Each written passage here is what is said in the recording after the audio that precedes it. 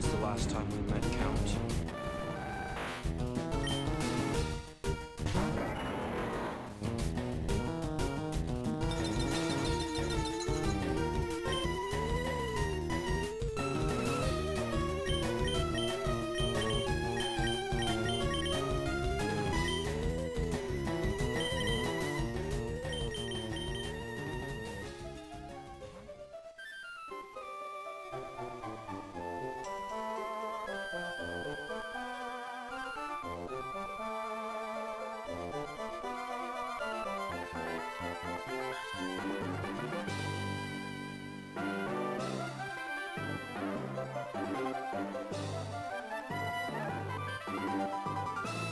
I'm gonna give you 55th straight.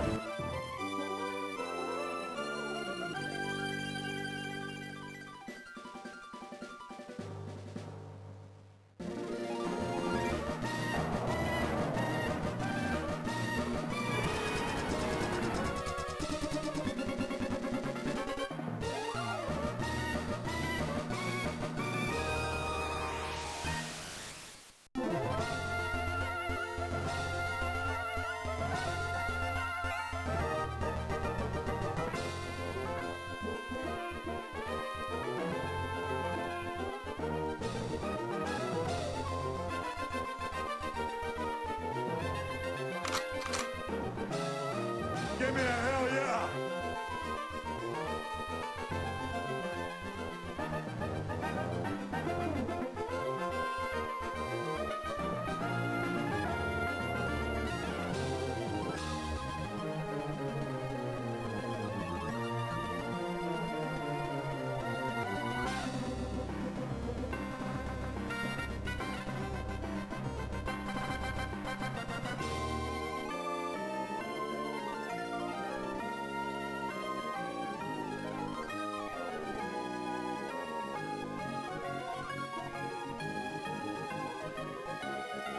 Mama always had a way of explaining things so I could understand them.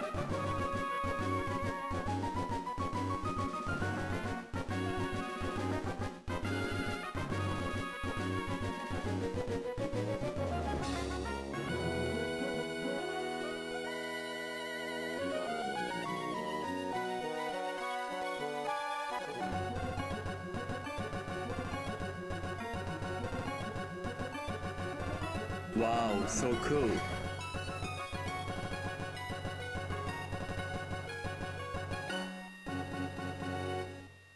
The power is Nintendo.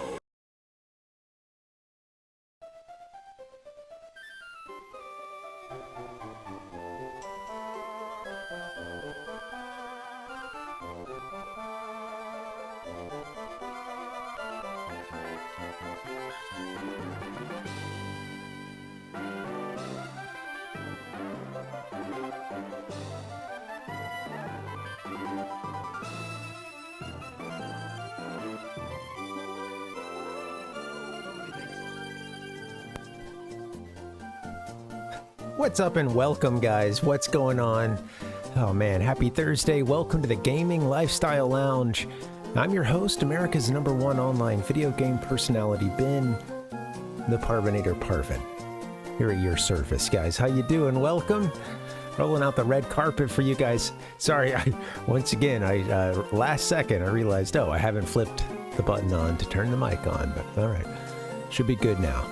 How are you guys? Happy Thursday. What's up and welcome. This is a big one for Parvination because it's going to be the last stream we do for, up to around 2 weeks, something like that. I'm going to be moving next week and I really need some time to pack and I gotta throw some stuff in boxes. We got to get rid of some things. So I'm going to need some time off before the move, and then of course going to need some time to get set up at the new place as well. So yeah, thank you so much. Yeah, I'm really looking forward to it. It's been kind of a long time coming, but yeah, welcome. How you doing, Soma? Welcome, Francisco. Happy Thursday, y'all. Hope you're doing okay. Look, we've got more rainy weather in the forecast for today's stream, and that's because 2 streams ago we managed to catch up with Team Aqua, and well, they used the what, the red orb in this case to wake Kyogre up. Seems like a bad idea. Now we're getting these torrential downpours all over Hoenn. The rain is just coming down, baby.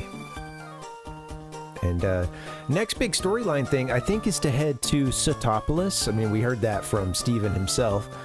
So that's where he's going to go. Although, there is one little thing I wanted to check on as well. I wanted to say I had a really good time yesterday. I'm going to throw up. I'm going to throw up. I'm going to put up on the screen. If I'm going to use the phrase, I'm going to throw up, I need to be ready to say the next words. I'm going to throw up on the screen this. Oh, that way. I'm going to throw up here on the screen for you. I ended up redoing a thumbnail from yesterday. This is probably not interesting to anybody except for me, but just in case you missed it, just a heads up, I had a really good time. Yesterday, I thought we'd be doing whatever we're going to do today, but yesterday we found Articuno, and we just made a day out of, you know, catching them all. I guess I could have put them in order there. We got dos, uno, tres, but hey, well, you know, what can you do? Yeah, I didn't set out to do this, but once we found Articuno, I was like, well, okay, I know where the other two Gen 1 legendary birds are in this game. We had seen them previously, but we didn't really have the equipment or levels to didn't have the Ultra Balls we would need to really get them captured. I mean, you can catch them with other stuff too. It's just, and we tried through a bunch of balls, and I realized this is going to need some Ultra Balls and maybe a team that's a little bit better. So anyway, we got all three of them yesterday. That was a lot of fun. Thank you guys for hanging for that. I hope you enjoyed it. And if you missed it, it's still up on the Twitch and on YouTube. All right, well, here's what I thought we would do. Just a little heads up about the game. So Sootopolis, I believe, is next. We're supposed to take, we'd already learned in the game that there's supposed to be an underwater tunnel from Mauville to Sootopolis. I didn't find that particular one, or at least get far enough to realize what it was yesterday, but we'll get back out in that great big eastern portion of the ocean there. We'll get back out in there today. Before we do that, though, there was one thing, there's one dive spot I know of that we now can go check out, and that is, you know, back in that abandoned ship, that abandoned cruise ship that we went through. So, yeah, I think we're gonna have a quick detour over that way, and then we'll see if we can try to figure out how to get to Sootopolis. So, should be fun. All right, guys, give me a second here. I'll put a little transition on. I'll get back to the game in about 30 seconds.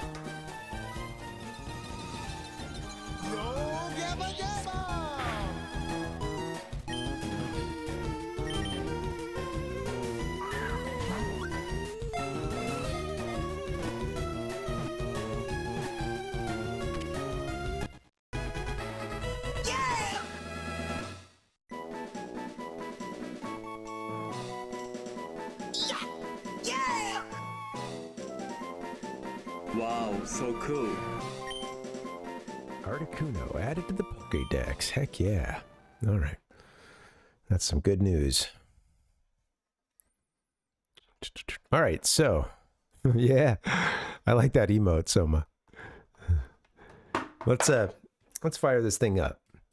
Excuse me if I sound a little stopped up. I thought I excuse me for being late, I should say.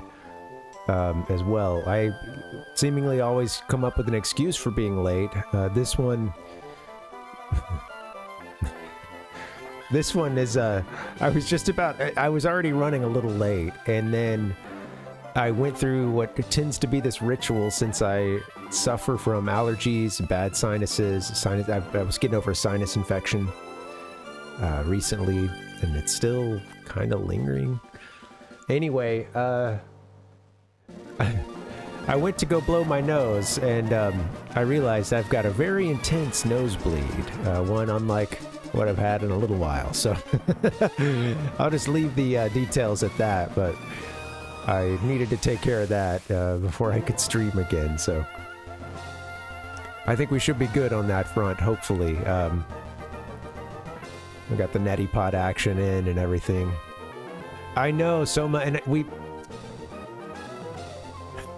I don't think it ever completely went away either, and we treated it twice for antibiotics. One was kind of a short treatment, and then the other one, like a 10-day thing, and I don't think it ever truly went away, although I do feel better than I did at it. I feel much better than I did at its worst points, but yeah. At this point, it's like, okay, just don't flare up crazy between now and the move. Like, I wasn't looking into, you know, squeezing in any time at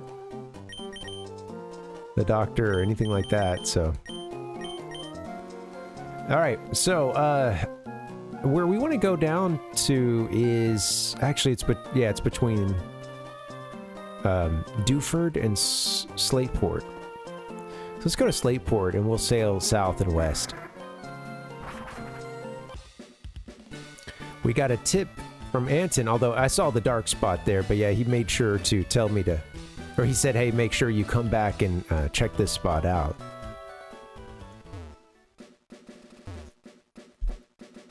Yeah. They're weird, Soma, and I think, like, you know, a lot of people can get them and have them kind of go away, but yeah, I deal with sort of chronic sinusitis and really frequent sinus infections, and yeah, I get those a lot more than I do like a cold kind of thing, and you know, it's the last time I got a cold or you know, getting the flu several years back, it was like I could really tell the difference in that, you know, it just, with those, I wasn't so, like, there might have been like, oh, I'm a little stuffy and like, you know, oh, I'm coughing or something like that, but it was kind of different. It was like, you know, it was lighter on that, and then heavier on just like aches and pains, feeling like crap, you know, feeling super worn out and stuff. And with the sinus infection, for me, it's a lot of like pressure behind my eyes. Typically I can feel raw sort of at the very top of the, you know, where the sinuses converge and stuff. Yeah, it's a bit strange, you know. As a kid, I know I had issues with sinuses, and I had like tubes in my ears and my adenoids taken out and stuff, but you know, as a kid, it's just kind of funny because it's like, you know, I didn't really feel like I could always kind of isolate what's happening or how I felt. It was more just like, I feel sick, you know. You know, I mean, you'd hear some, you know, some nasty kid and trying to breathe. But yeah, it was just kind of a general like, I don't know, I feel bad, you know. Honestly, it's a bit of a curse to kind of like be a little more in touch with your body sometimes, because I wish I could turn down the volume sometimes, or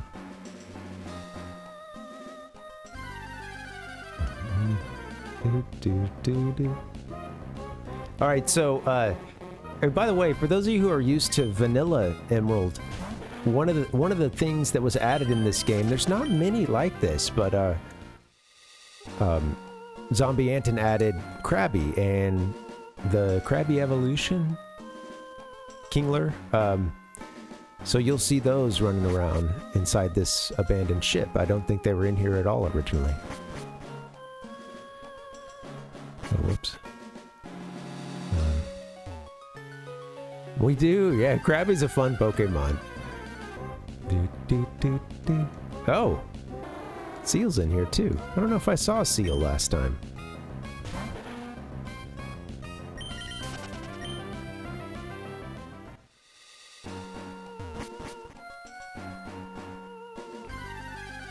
I don't remember where I need to go, but you know, there was a section where you had some sort of rooms you could peek into that were on the bottom row, I believe, and one of those as a hole that we can dive into. It might actually be this stuff. Yeah, it's just to the right.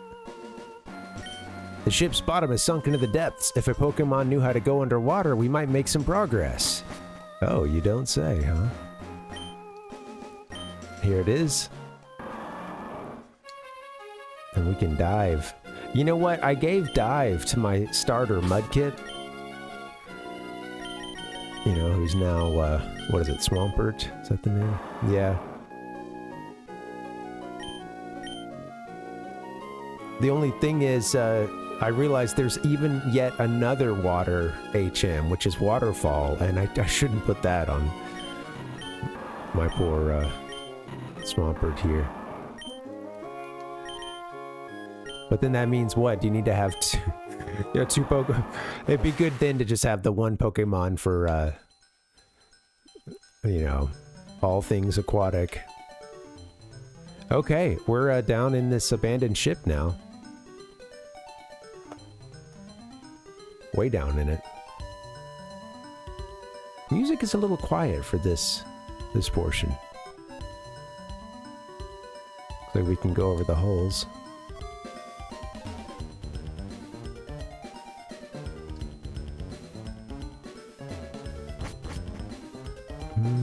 It's abandoned ship. Oh, you can probably, yeah, raise up here.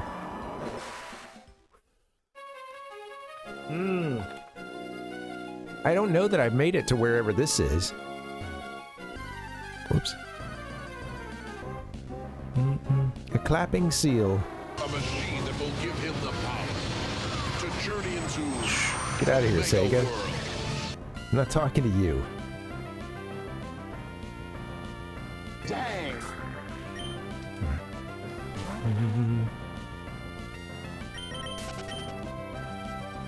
Boom, boom, boom, boom.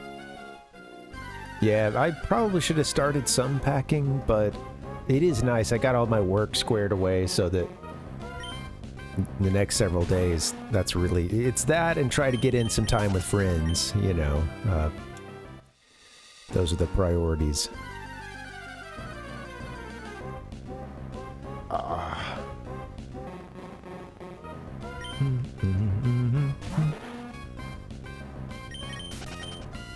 You know, here's the thing. We've been playing this game for a really long time, but I started to think... Yesterday, I had a lot of fun taking a detour and getting those... You know, getting the Gen 1 Legendaries. And I think, you know, we gotta take... Whoa, what's going on in this room? Got some sparkly stuff. We gotta take those opportunities to do that stuff while we have a chance, because, you know, it would be a bit of a shame if we... So room 6 is up here, and room 4 we need keys to, possibly. You know, it'd be a shame to come all this way, and then, you know, there's at this point in the game, sometimes the magic, you know, it can be, it's throughout the playthrough, of course. I'll just say that there is a particular magic in these games whenever your character basically just masters getting around the map, you know, when you've got access to surf and fly, etc. And you have access to all these side quests, some of which maybe you've had access to for a while, but hey, now you're able to get around so much easier, you know, and it encourages you to kind of go look for things that maybe you saw before but didn't have the appropriate HM for, or something like that, you know. Or just to chase down a legendary Pokemon. Cool, a Waterstone. You know, there's like a lot of, what was blinking in here? Can I use the item finder? So, you know, we are getting towards the end of this, and I'm not going to do everything that there is to do in it, but I want to find a couple more of those legendaries. And, yeah, let's... You know, we're not 100%ing stuff, but let's... Oh, it's key items. But, like, yeah, let's I don't want to rush. I don't want to feel rushed, especially at the end. So we'll get through this game. We're not going to beat it before I go on the break, but we will get through it. There will be another game played.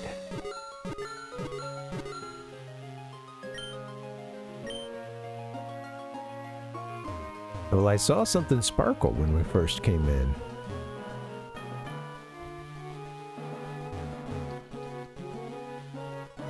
With Item Finder, do you just need to...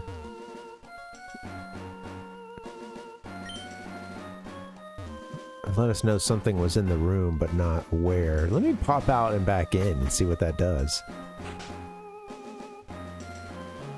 Oh, top right corner, huh? Room 1 key. Wow, we're finding room keys for other parts of the ship. Okay. Is that how it... I was wondering if I should use it again. Soma, yeah. Room 2, okay. Oh, this has got to be room 1 right here. Flap and seal.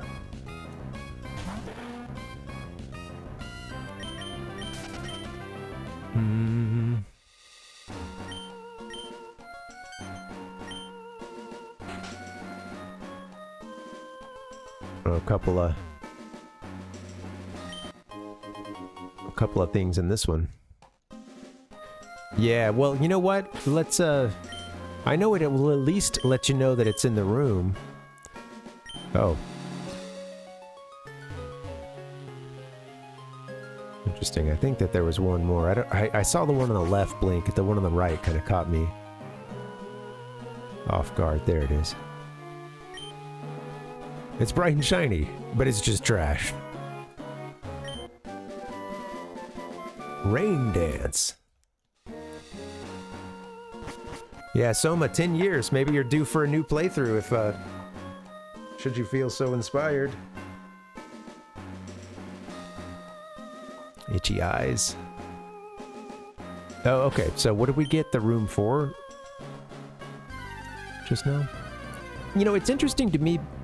I think one of the first things I noticed about talking about this game before we started playing it, and you know, when I began to do, you know, like trying to find, you know, GIFs, music, etc., I would find myself down in like the YouTube comments of the Little Root Town theme, and knowing that we're going to start our game, and okay, that's the first, you know, that's the first theme, or rather the first town's theme.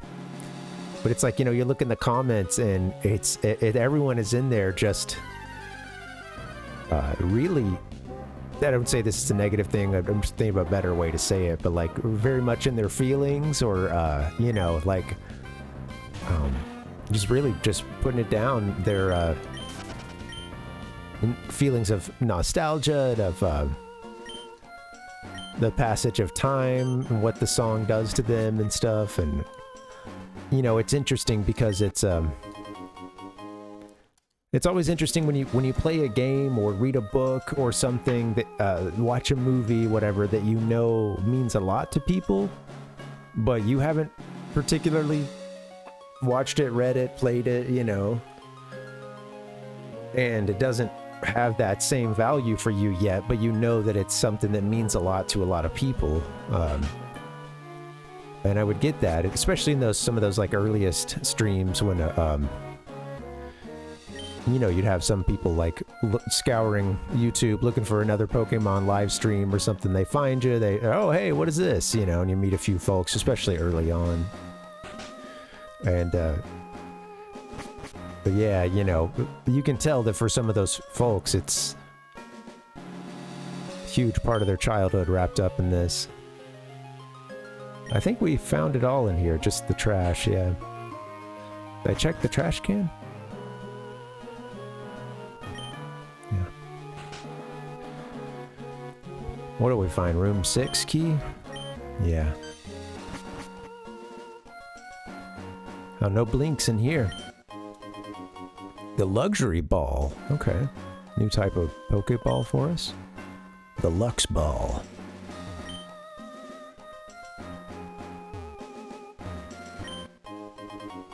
Old sea map. Okay.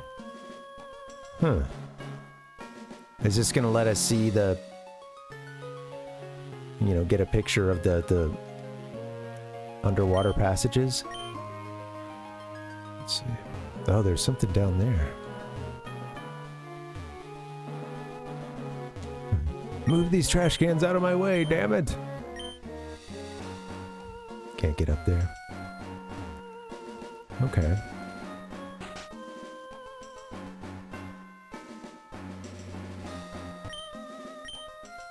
Oh, so we still gotta find a room 2 key. I didn't miss that anywhere, did I? Now, I know we're supposed to be looking for something for the, there's a scientist that's in here somewhere. Or something, I don't know. Captain, maybe.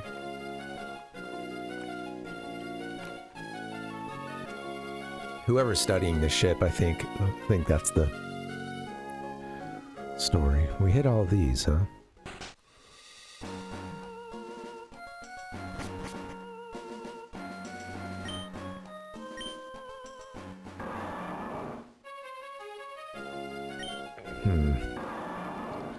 I can't help but think that there's another key back there, but the key to get us into that one room we're not in yet. But I don't know. We'll see. Maybe there's other places we can dive.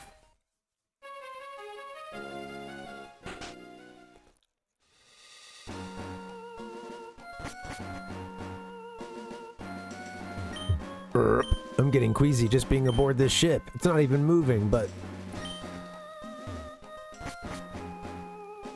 Alright.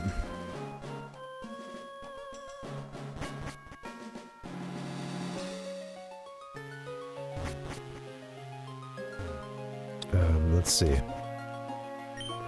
Spot all these folks here. In a cabin somewhere on board, I saw something sparkle. Yeah, pal Puck. Definitely.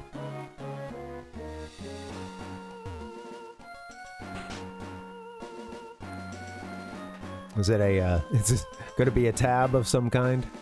Dun dun dun dun dun dun dun dun. Welcome, pal Puck. Hope you're doing okay. Alright, so we're missing one of those room keys. I don't know. It would be... I'm thinking that it's all gonna be nice and tidy back in that part where we did the dive, but I don't know. I didn't see it. I thought I scoured all the rooms. Okay, so we're looking for a scanner.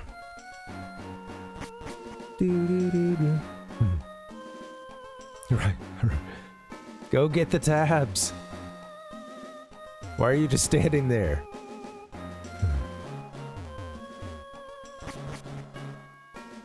I know, and then even when I know it's just a piece of trash, having touched it before, you know, having gotten that description before, it was still...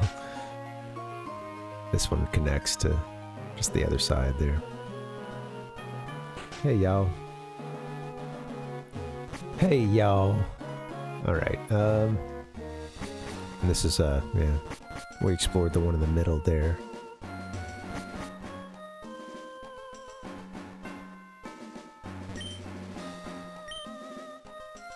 Who's got that number 6 room key?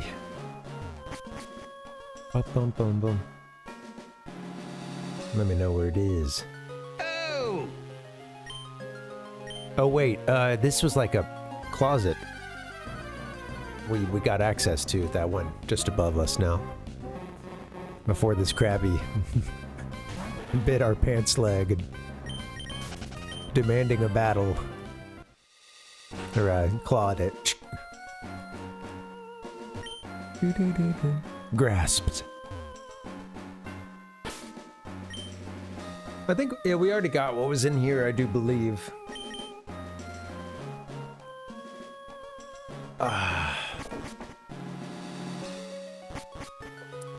Yeah, actually, Soma, you know, a few months back, I finished the second, for me, in the recent playthroughs that I've been doing since I've been streaming, of, well, you know, we did Ages, you know, like a little over a year ago. and then we just did all of Seasons, wrapped that up just a few months ago. So yeah, I've still got it all up on YouTube. It was a really fun. I had a lot of time. I had a lot of time. I did, but I also had a lot of fun with that playthrough. As a kid, I did eventually get both of the games, but I only beat Ages as a kid, and I started on Seasons, but I never finished it. I think I just got pulled away to another game or something. You know, got a little stuck or something, and didn't stick to it. So I didn't get to do the linked games as a kid, or I did Link, but then, you know, I didn't end up beating the second one. It was a lot of fun. Those are great. I love Zelda, and the handheld stuff is amazing. You know, it's really fun.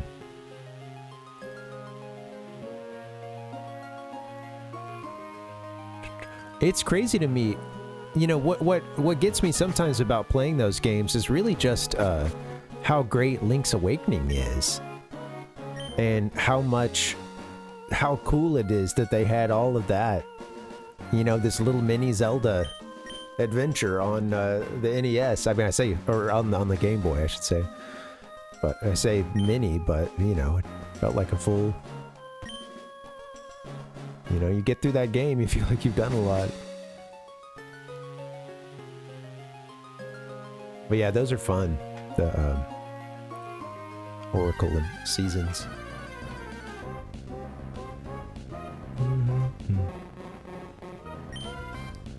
It's interesting because they, you know, like in a series such as Zelda that is so popular, you know, I can't sit here and say that the games are like unpopular or underrated or something like that, because, you know, there is a lot known about them out there, but I do think that they get recommended a lot less than other games, and, you know, I think many,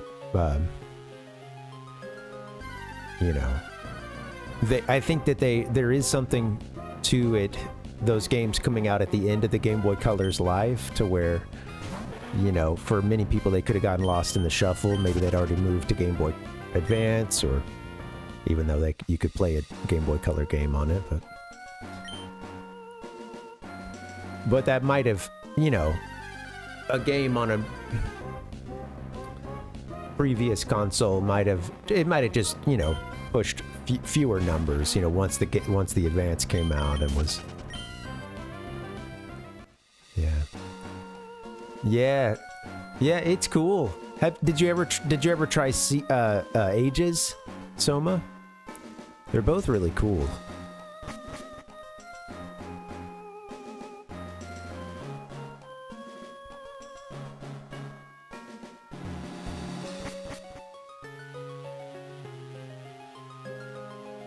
I see. Yeah, that'll be cool.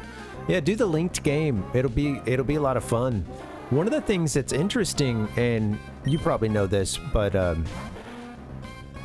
you know, when you do, for those who don't, like when you beat one game and you get the password, the main password that you're going to put in when you start the second game, it will change the storyline to, you know, you get some interesting dialogue, and I won't spoil much for you, Soma, just to say that, like, it changes the game when you link and you do that second game, because it's no longer just about like beating the boss of that game, and they will reference that you've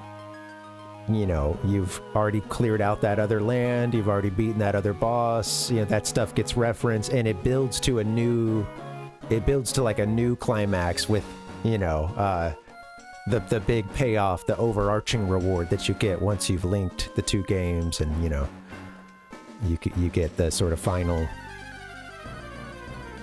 you know, you get some content that you only get for it being a linked game. So yeah, it's pretty sweet. And honestly, there was some of it that since I'd never played a lot of Seasons, there were some that I didn't know. You know, there was a scene or two that I was like, well, wait a minute, or, you know, Was this originally in it if we were playing this game just by itself and not as a linked game, or is that because we linked, you know, there was a little, it makes you want to, I think that also makes it to where, you know, if you played the games, you get different experiences based on which order you play the games in, and then, you know, whether or not you even just play the games by themselves without the linkage. I don't know. It's a cool little concept. And they were originally, well, at one point in development, they were going to do that for 3 games.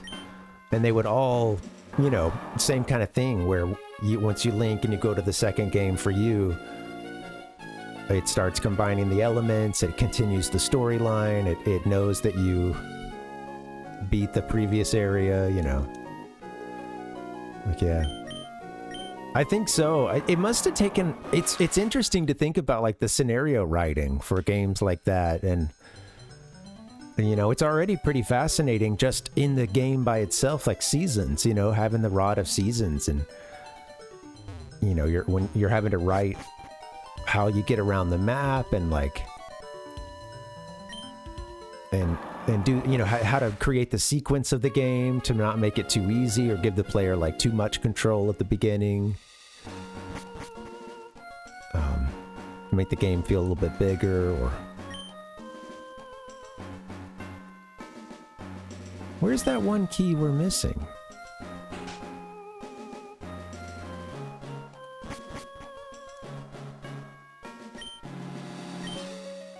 It's funny coming in from the other side here, you know. I don't even think I realized that when we were in there last time, but...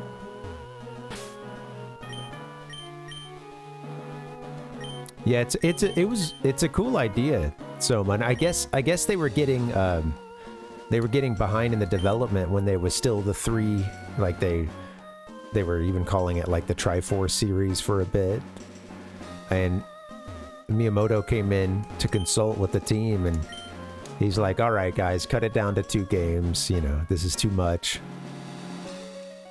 You're getting yourself tied into knots trying to make these games interconnected, you know. Huh. How do we get to that one? You know, don't think you're getting in from anywhere but the door.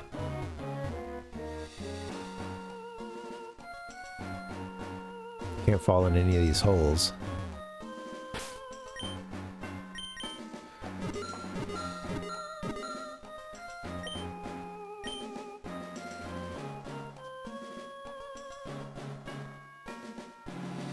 Thinks that there's a... Oh, there it is. Huh. Oh, that one could have been shining. Oh, you would have to come through this door to see it shining, I guess.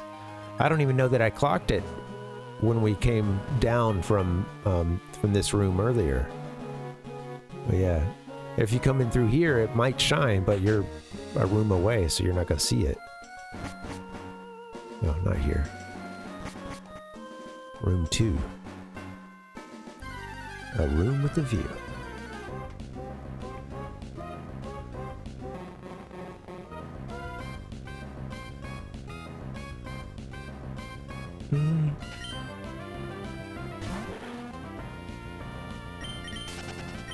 I'm really interested to see what happens with, you know, for as you know, everyone's talked about the Fire Red, Leaf Green releases and stuff, and I don't know. I'm gonna be hopeful that maybe this shows that there's an audience for 2D Pokemon, and not just an older audience of us, you know, millennials, Gen X, etc. But yeah, but you know, I mean, I see it in my you know, my nieces and nephews and stuff, and the games that they've played and that they've been into, and they enjoy a lot of 2D stuff as well, especially old Pokemon. There's our scanner. Cool. All right, got our scanner. We can go back to the guy doing research. Oh, you know what? Let me just double check, make sure there's not anything quote, buried in here. Okay. Quit going through the door. You silly.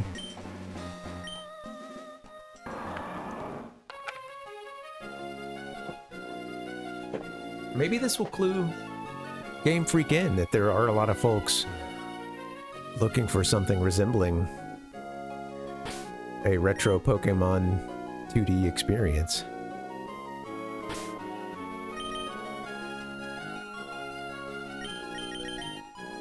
What are we doing?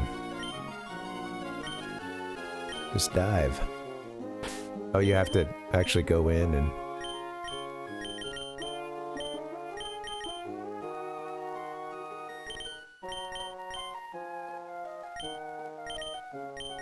Oh, is it because I'm surfing with the wrong Pokemon?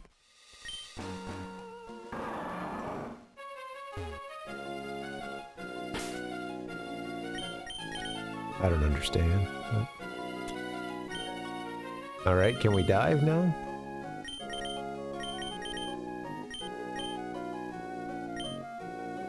Oh, is it the dark squares are only down in the corner. I see. Whoopsie. That it was a little difficult to tell. The sunglasses, I've got the brightness turned up and stuff, and the sunglasses help with, well, with me not feeling, I don't get as much eye fry typically, but those blues are a little hard. I can see it, you know, but it's, I could also just easily miss it if I don't pay attention. Alright, cool. Let's find that scientist. He was up that second set of stairs, I think.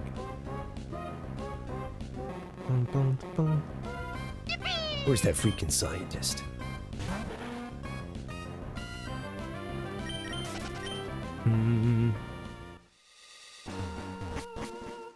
Get up the stairs. There we go.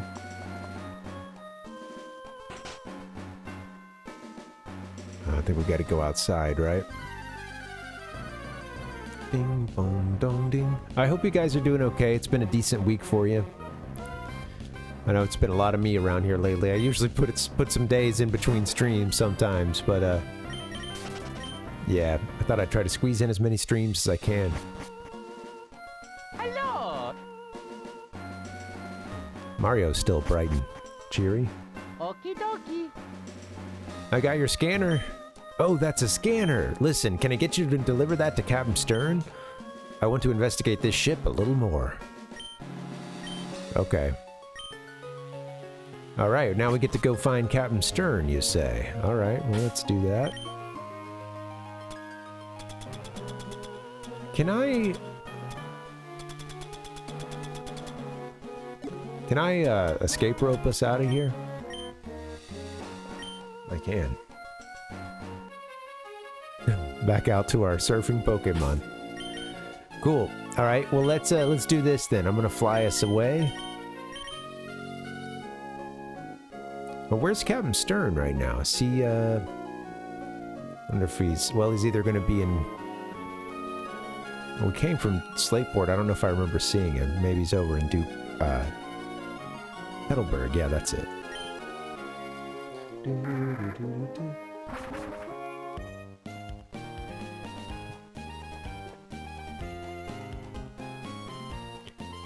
Wasn't it like, just...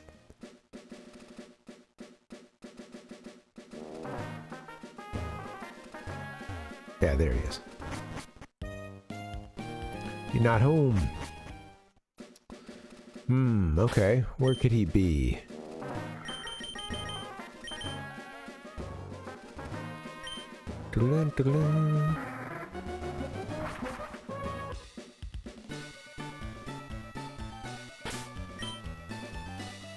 I like the chimes in this one, with the bells. Ding dong, ding dong.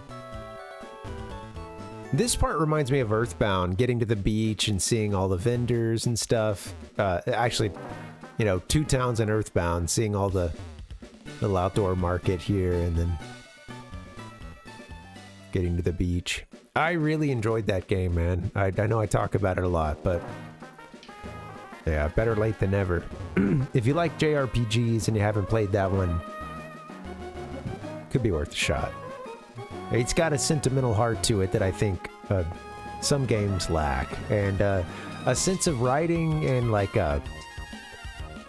it's a game that feels like it has something to say. You know, the writer kind of wants to grab you and, you know, and shake us a little bit and, you know,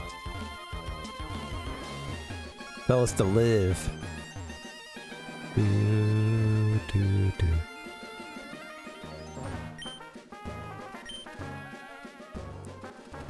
All right, he's not here either. I wonder where Captain Stern could be.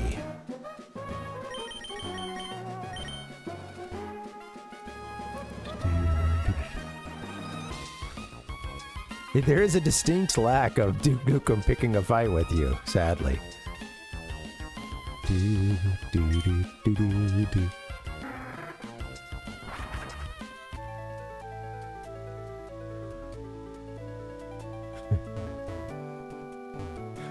I'm trying to think of, oh yeah, there was, I remember, you know, I couldn't, Duke Nukem was one of those games I'm going over to the friends' houses to play, and specifically the friends with PC games and a good deal of unsupervised time. And yeah, I remember in the first level, you go to this strip club and he can like, he can tip the dancers and he says, "Shake it, baby," when he does it. Pretty sure, something along those lines. I haven't heard it in many years now, but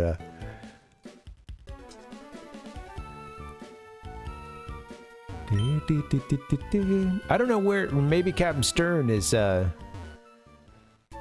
disappeared right now. He's not in any of the 3 places that I would expect him.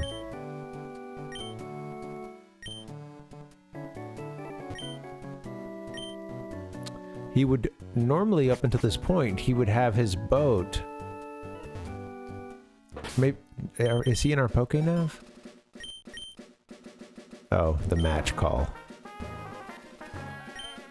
Some of these folks, I think you can just... You know what? You know what I didn't realize? A long time ago, I had to look at the walkthrough for something else. And it... there was a point when I wanted to learn more about I don't know what it is, but I ended up seeing one of the gyms that we'd already beaten. And it mentioned that you can fight that gym leader a few times. And it had, you know, it had like, they had different, you know, teams across those, or maybe different levels, you know, across those different fights. Are the ones here with the wow, I'm noticing all these with the Pokeball. Are they like ready to fight us? Maybe they've called and they're ready to mon it out. Mon it up.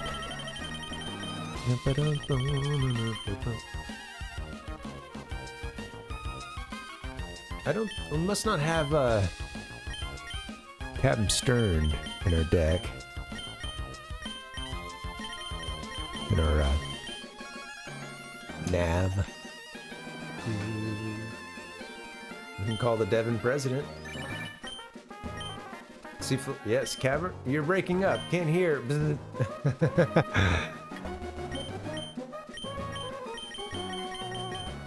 Hard as rock, Steven. Calm and kind mom. Reliable one, Dad. Hiya, ha, twa. Oh, Parv. You caught me right in the middle of a Pokemon training session. Hiya. The tassels, yeah. That's true, Valpuck. Nothing explicit.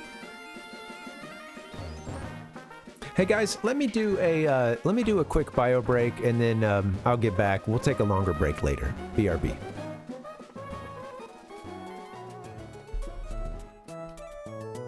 Here we go!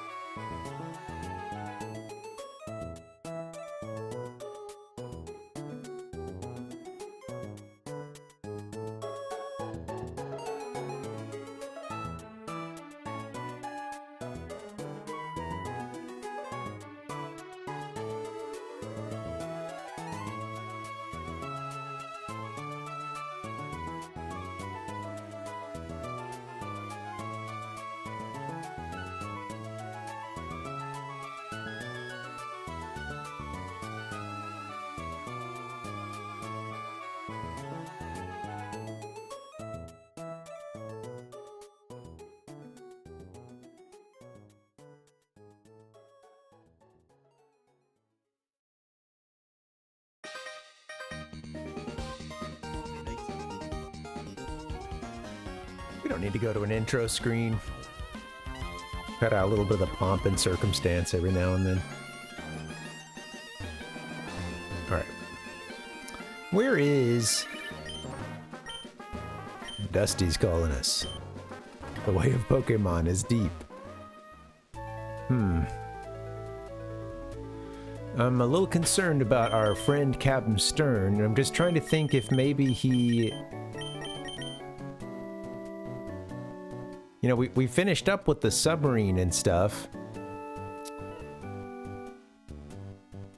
We haven't seen him elsewhere, have we? He wasn't in Slateport. He's not at his home in Petalburg. I didn't miss a sign or something at his place, did I? A little note? Let's check. Do do do do do do do do do do do do. Oh. Wait. Mr. Briny versus Captain Stern. Wait. I think I've confused a couple characters here. Mr. Briny, I think, is the one with the boat.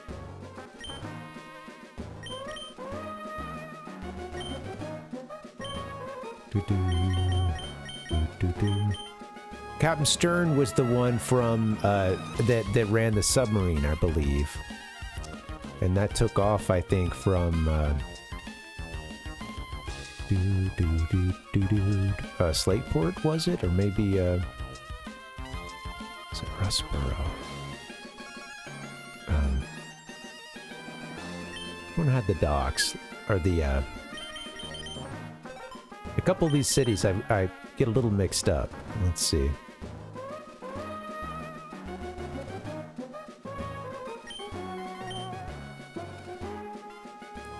It might be this one. Oh no. Let's try it.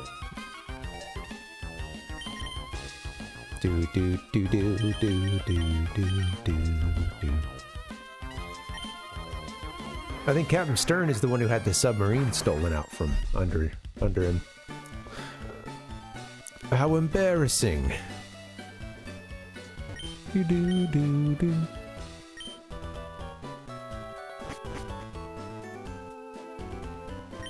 Yes. Oh, Parv, that item you have. That's a scanner. That would sure help us on our explorations. Parv, would you trade your scanner for something? Like, say, this Totodile from Johto that I have? Why, say, I would do that. I'm gonna need some room in my, I received Totodile. Do you want to give a nickname to this Totodile? It is a good trade, Dustin. He really needs that scanner. Heck yeah, we got ourselves a Totodile. How you doing, Dustin? Welcome. You teach me and I'll teach you. You know what sound effect's coming. Totodile. Well, how do you pronounce that? Totodile?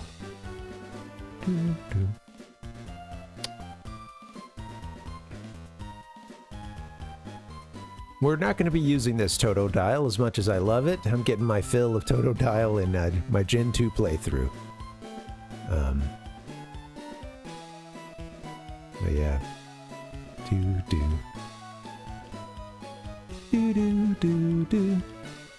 I think Totodile was my I think that's my first Gen 2. That was my first pick playing Gen 2 was Totodile. You know what? I'm just going to keep the name. It's going to go into our box. And probably won't be messing with it or raising it up to something else, most likely. Thanks, Parv. This will help our research a lot. Beg your pardon? You're looking for a ship? I'm sorry, the ferry service isn't available at present. Alright, cool. Well, we just got a Totodile. Thanks for the tip on that, Anton. You do want to come back to that dark spot in the abandoned ship, that's for sure. So, I'll say this. It's also cool that that went to our box. You know, I don't know if that's like a difficult to work in there, you know, because so many times when you're NPC is giving you a Pokemon, you got to have room in your party for it. So I was actually a little surprised that it went through. But yeah, thanks, Soma. I'll get a drink.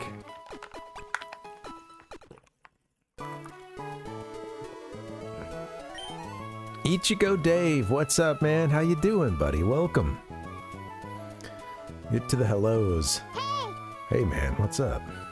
Yeah, we're hearing that this is a big deal. Oh, is that a Mewtwo? He's doing. Ichigo is... The body and mind are running. Maybe not at full speed, but...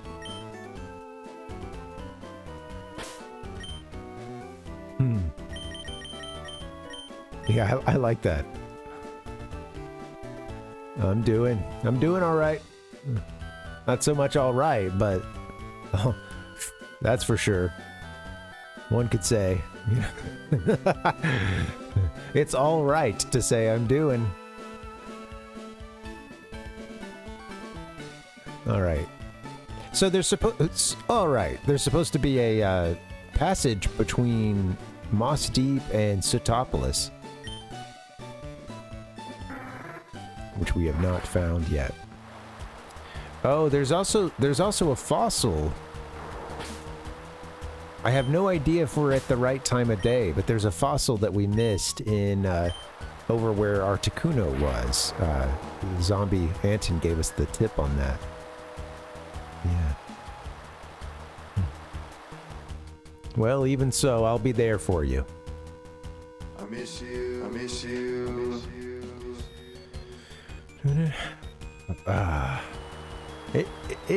Isn't it kind of hilarious that that show had like a big resurgence with Gen Z and younger? What the hell? What are they doing? Come on, get to the one friend sound effect that I have. Why, God, why?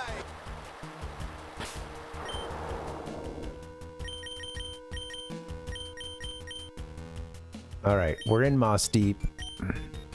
Moss Deep. Okay, there's supposed to be a tunnel that... Let me save. It is, right? It's a... Not a good show. It's, I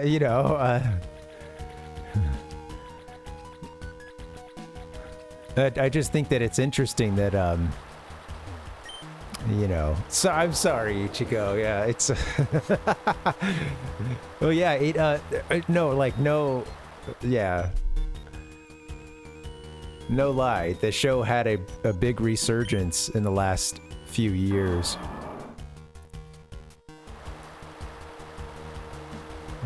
With it basically becoming one of the most watched, one of the, just like a very highly watched show on streaming now, whereas it was in a dead zone for, of course, many years where people would come around to it occasionally, but it wasn't that, sustained. But yeah. That's funny, yeah. I think I'd heard about MASH getting, being more popular and stuff. But I didn't hear about Cheers. Cheers has had it's got its as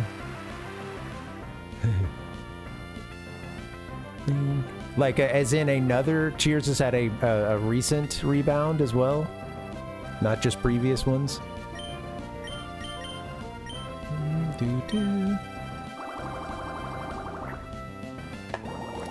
A story about the SNES or NES days. Cool, yeah. All right. Let me think. I'll try to think of one. I'll get us there.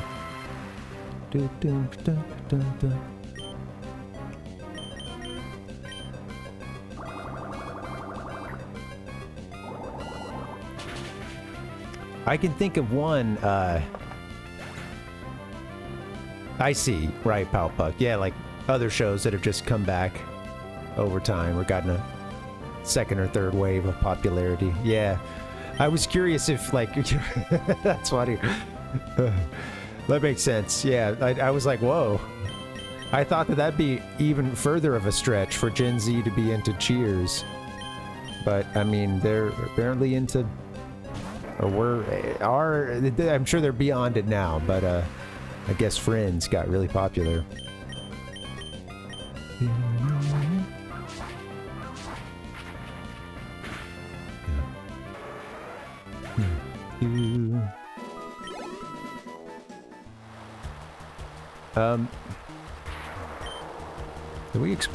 I think we popped into this hunter's house, but...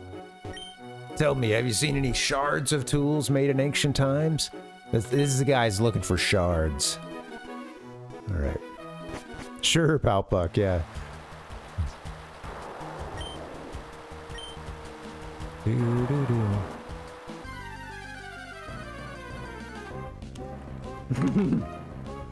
Palpuck is trending down with Gen Z. Dun, dun, dun.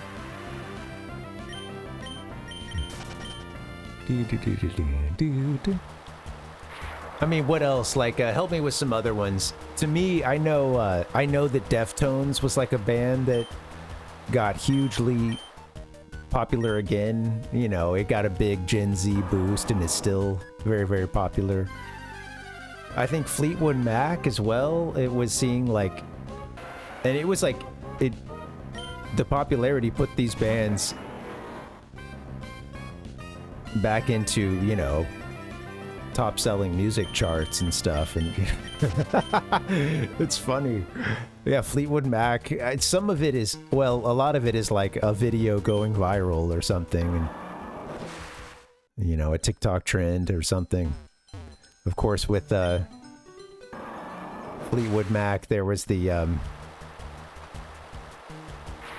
you know something is over the moon popular when it comes to my attention. Yeah. Or, you know, I should say, like, if it's a popular thing and it comes to my attention, it's probably got widespread exposure. And I remember seeing the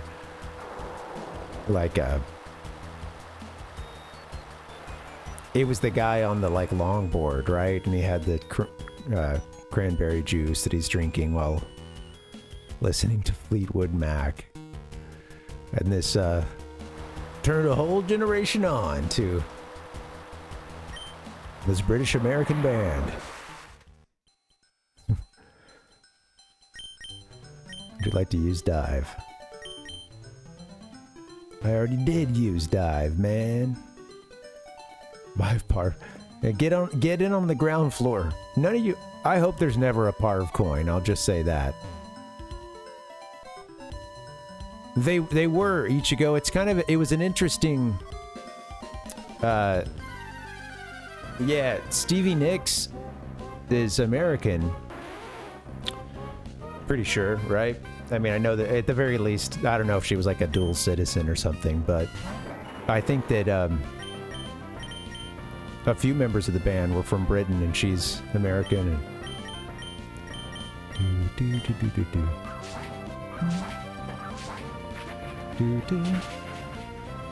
pretty sure the guy that the one that she was in the relationship with, I'm forgetting names right now, sorry.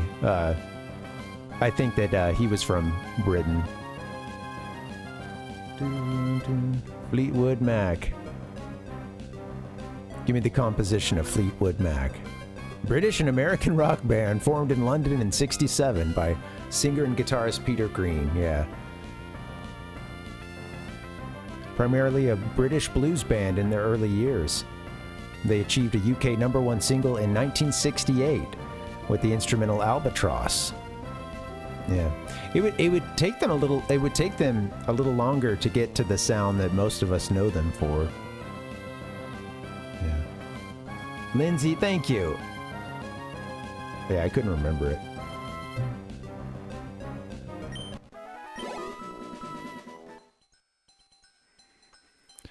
Lindsay Buckingham, Mick Fleetwood, Christine McVie, John McVie, Stevie Nicks, and Lindsay Buckingham. Yeah, that's right.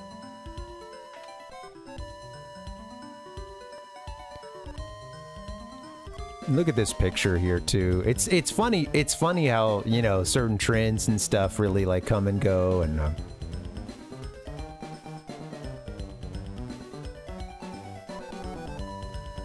I'm just looking at particularly Stevie Nixon's pants here with the she's got the sort of bell bottoms, but they're a little ripped up. It almost looks like Jinko or something. I see why some of these little Gen Z hipsters are, oh my god, I just love Fleetwood Mac, wow.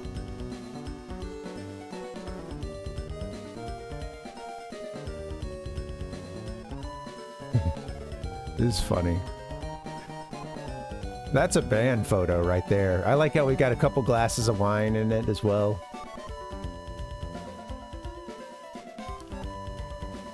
Yeah, I tried.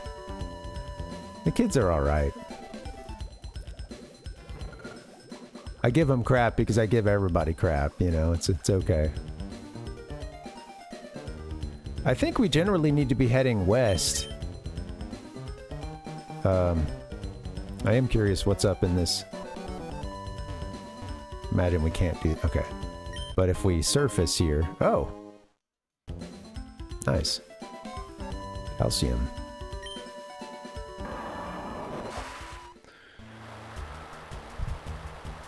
Okay.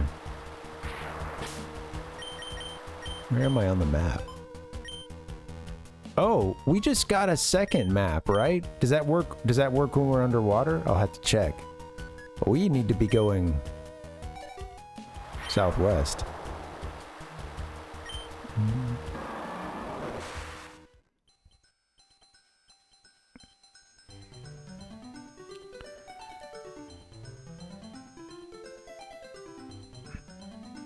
Yeah, Deftones got hugely popular, and like I think that their new music too, you know, like, oh sweet, Chincho. I was asked about a favorite Pokemon by a couple of folks that popped into the chat, and this was my answer, Chincho.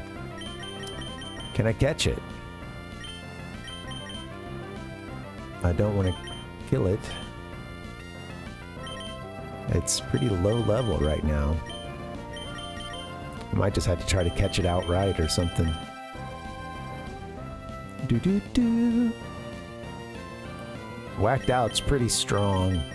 I'm trying to think what's like the weakest move I have. No, I didn't, Dustin. I was trying to think of something, but the first one that came to mind, I may have told before, but you know, I'll just go to it at this point, I guess. But I remember there was a buddy of mine that I got to play a lot of Super NES with, and when I'm talking about playing like All Stars, he's one of the main friends. He had Super Mario All Stars, but at a certain point, many of us of a certain age became some level of obsessed with Mortal Kombat.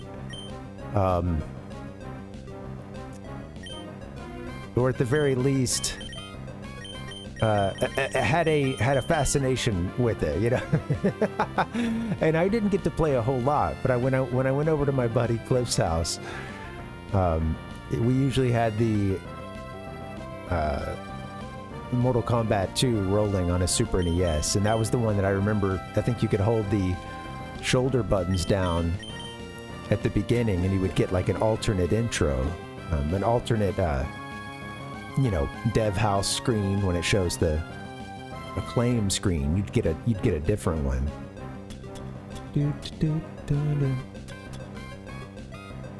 Or the production, whatever. But yeah, so I wonder if I can find that, because I've mentioned it to you guys recently, but I'm curious if I can find that now. But we just thought that was the funniest thing. The Shao Kahn will come out, and there's like Goro or Kintaro or whatever, I don't know, one of them. And Shao Kahn comes out and like taunts him a bunch. And I was just mentioning this the other day, but he does the "you weak, pathetic," ooh. Which it's just like been stuck in my head my entire life. Anytime You know, it's one of those phrases that comes to mind a million times. I don't get to use it that often because it's generally not a nice thing to say. For the most part, you weak, pathetic fool, you know. There's consequences for using that one too often. It should be, Ichigo. I put something on the list for Dustin yesterday. Let me add that. I don't think it is. Let me see. I know I got some MK stuff, you know. We got get over here and, you know. Mortal Kombat. I got a bunch of fatalities. I got the you suck as well. That's on, you guys have heard that one on the soundboard sometimes, but where is it? Doo-doo. Repeatedly punching me in the face. Like everything else, it's too hard to find. Fatality. Oh, there's those. Fatality. Sadly, I don't have you weak, pathetic fool. But yeah, I should get it going. Let me do this. I'm gonna have to pause the game so I don't hear it either. All right, and let me show you guys.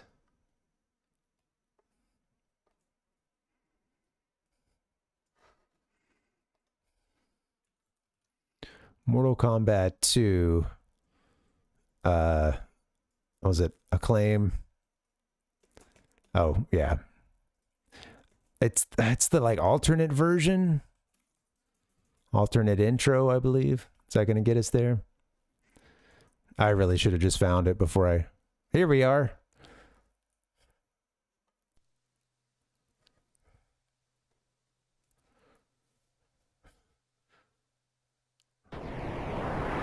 We're holding the shoulder buttons right now.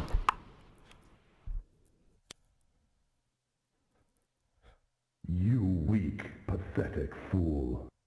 Oh, too easy. Oh, too easy. So yeah, that guy comes out and... Is that Goro there? Question mark. He comes out and destroys the...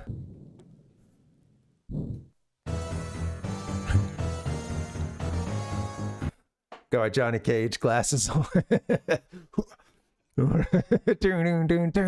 See, hearing that little intro got me fucking pumped just now. I'm not gonna lie.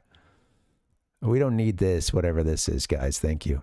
That's auto-played a couple times now. All right.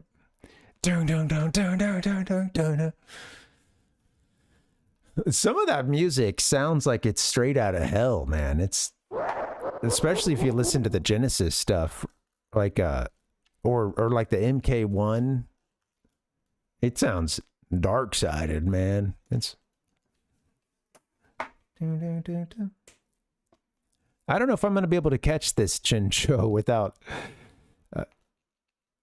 I don't want to land a killing blow on it. I could try to confuse it a little bit. Does anybody have any... Well, we can at least put it to sleep, I guess.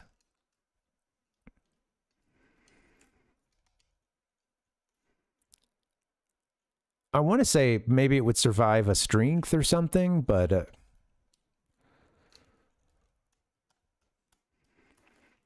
No, I think that was a... I think that I saw that pop up when I was searching for it just now. Yeah. Oh, thank you, Palpuck. Thank you.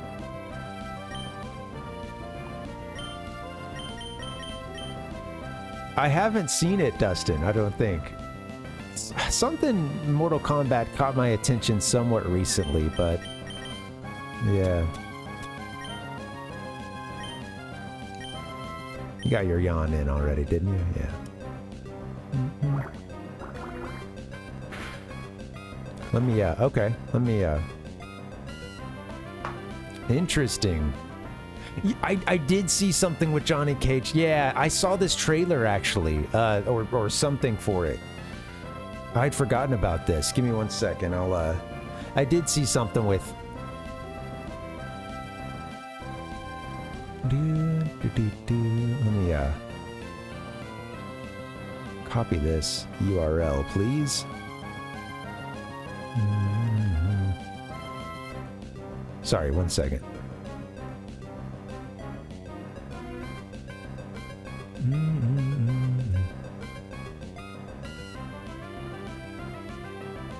Yeah, using the middle finger to push the glasses. I don't want to do that, so I don't want to get any smudges, alright? It's already hard enough.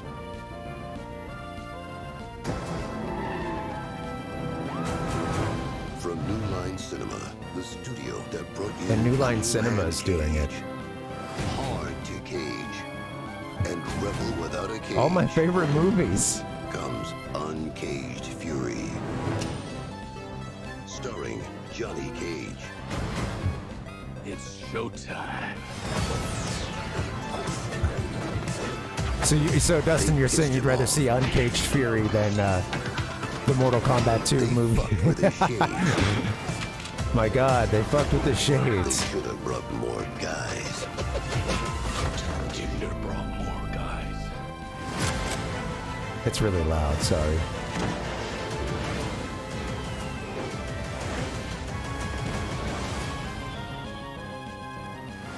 Uncaged Fury.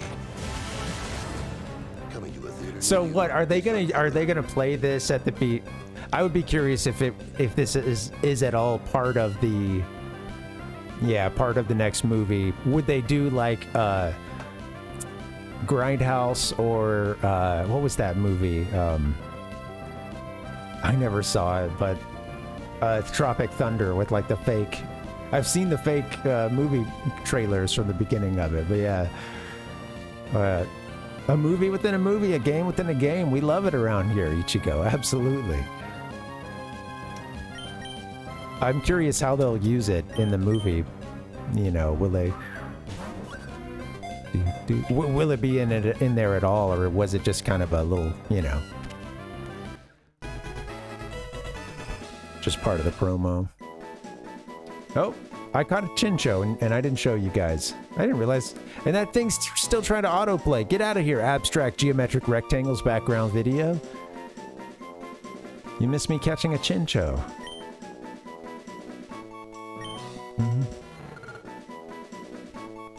When it senses danger, it discharges positive and negative electricity from its two antennae that lives in depths beyond sunlight's reach.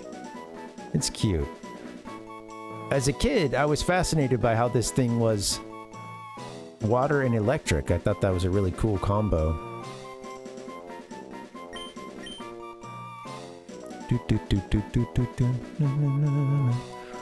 Well, Chincho, I do love this Pokemon, but I'm probably not going to be using it. So for now, I will not be giving you a nickname.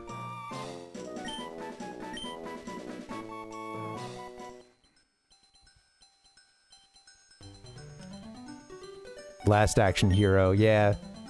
Another very meta one.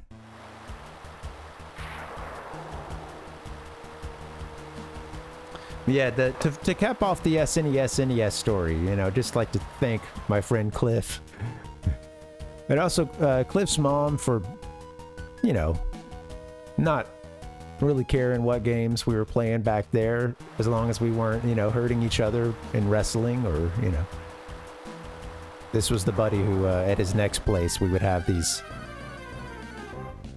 full-on battle royale between our little wrestling league that we had at school and stuff. And just knocking the shit out of each other. And all we'd get sometimes from the other room was, "Are y'all boys wrestling in there? Or y'all boys better quit wrestling." Sorry, Ras. She would very much said Ras. Wrestling.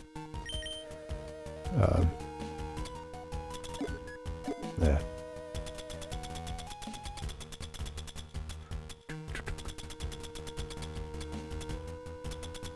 Wrestling, yeah. Well, his dad was a wrestler too. They were always good to me. His mom taught at the same school as my dad and stuff, and they were always good to, you know, it was like one of a few places I spent a lot of time as a kid, and, you know.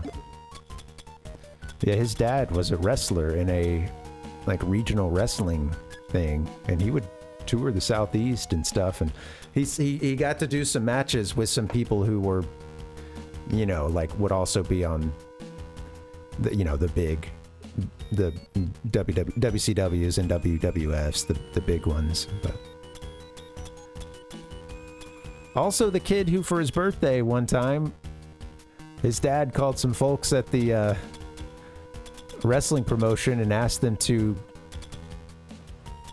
if he could borrow one of the rings for the birthday. And they set up a full wrestling ring in the backyard.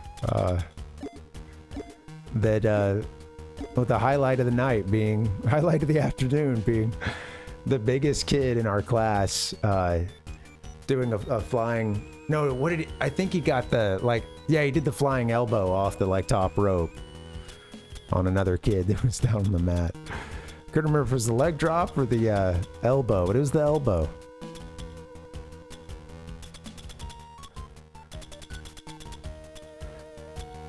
Yeah. Okay, sorry. I was trying to think if I wanted to get an item here. I wasn't doing much thinking at all. You need to deposit some items, really. It could have been the people's elbow. Well, no, you know, the people's elbow wasn't really ever off the top rope, right?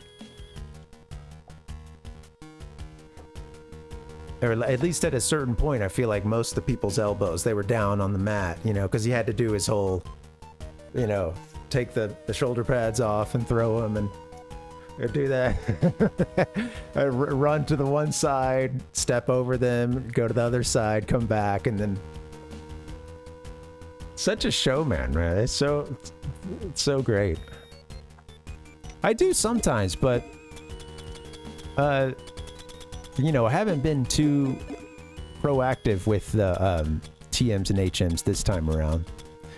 There's some I want to come around and give to some peeps that I've been thinking of for a little bit, but yeah. All right. That being said, let's I could go sell a big pearl. I could just toss like an ice heal or something. Who needs one until you need one?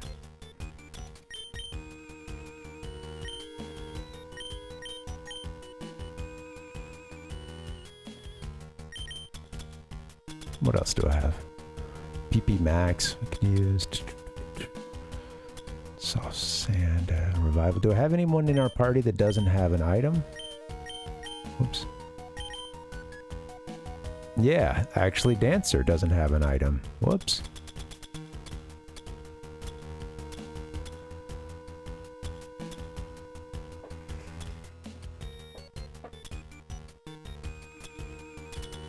Waterstone. Anything else that would up a water type? Well, there's this sea incense. Oh. Alright, that actually made some room because we put that in the berry pocket, I guess. Sweet, we got our red shard. And we know someone who was looking for one of these. It looks like you can go south right here, doesn't it? No, okay. It's a rock right there.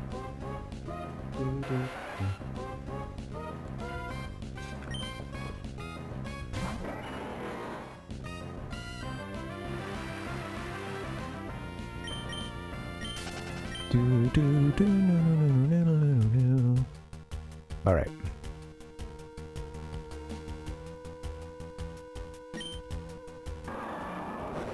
So, let's see, gonna continue. I think we've explored everything in this particular cavern.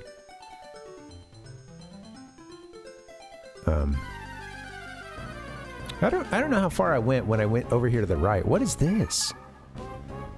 Oh, finally, a clam pearl.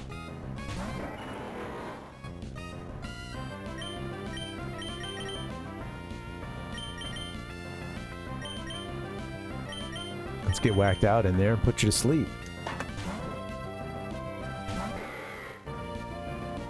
Itchy eye.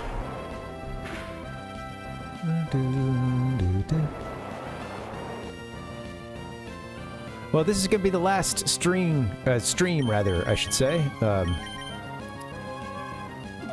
For probably up to a couple of weeks. Gonna need about a week to pack, and then giving myself about a week to get settled into the new place and, well, get internet and all that stuff set up. Yeah, thank you guys for joining. I'm gonna miss you. They really are, Ichigo. I saw speaking of which, actually one of the first things I saw today was it was something on Reddit that was titled, like, you know, something like, if pro wrestling is fake, explain this. And it was this clip of a guy. He's got pizza dough out in the middle of the ring, and he looks like the wrestling version of a pizza chef, you know, of an Italian cook. He's got a great little, you know, he's got the great facial hair, a little mustache kicking off and everything, and he gets out there and he's doing the dough for the pizza, and then, you know, and then he tosses it up and he punches right in the center of the dough, and the dough comes at the other guy, and he, you know, he gets wiped out, man. I mean, it just hits him hard, and the guy, you know, but the crowd is like, as he's mixing the dough, as he's throwing it up and, you know, spinning the dough, the crowd is like, oh, you know, they're, this is the greatest thing I've ever seen.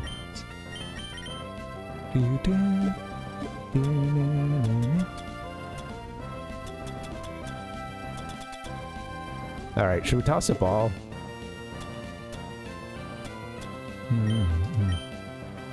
It was like something out of an anime, honestly, which, I mean, wrestling at its best kind of feels like that often, I think. Clamperl was caught. Clamperl, a bivalve Pokemon, coming in at 1 foot 4 inches, 115.7 pounds. A Clamperl slams its shell closed on prey to prevent escape. The pearl it creates upon evolution is said to be infused with a mysterious energy. A bivalve Pokemon. We found a couple of items, I believe, for this Clamperl. It's funny that it has a couple of items specifically to boost it.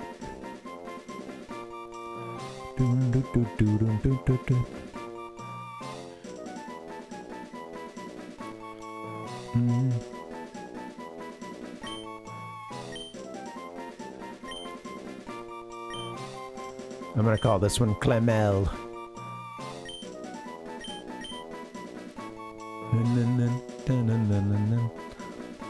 Clamel the Clamperl.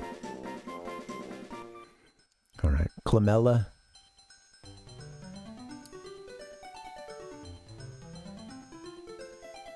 Okay, I think I entered from the bottom way. And I think we did explore over to the right. But once I popped up, I thought, like, we're too far away from our destination, but yeah, let me just make sure there's nothing right here. That's a good one, Palpug.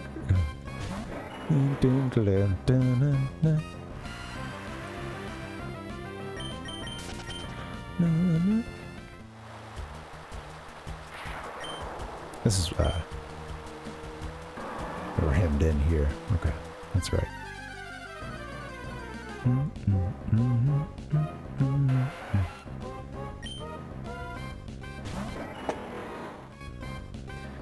Ah.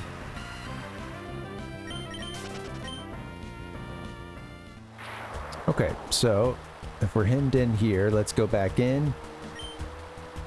Yeah, what would you do with that one, Palpuck? Would you drop the H to just bring it even closer to Clam?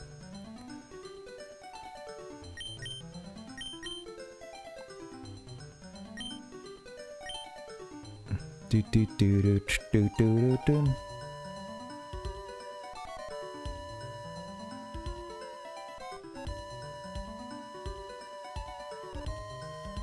I don't think we went down this way. Although maybe this is actually where we came from, but we'll see.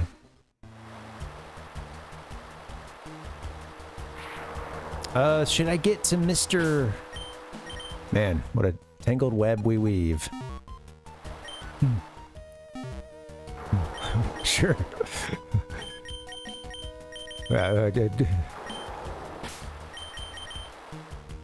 Meant no offense by asking, you know, late after we'd already, you know, set the name and stuff. All right, let me see what I can do. I want to hit the Pokénav. And I want to get reoriented to where, where's that? Where's Hunter's house? A couple to the right, okay.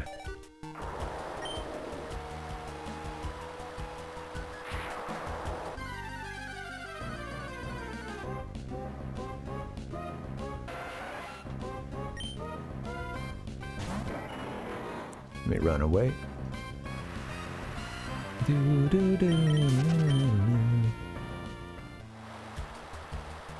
There it is. Hunter, we found something you might be interested in. A shard.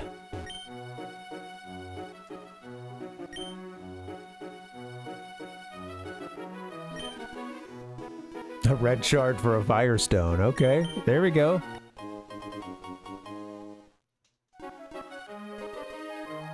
Well, I didn't see if the red shard could do anything for us. What was I thinking? All right.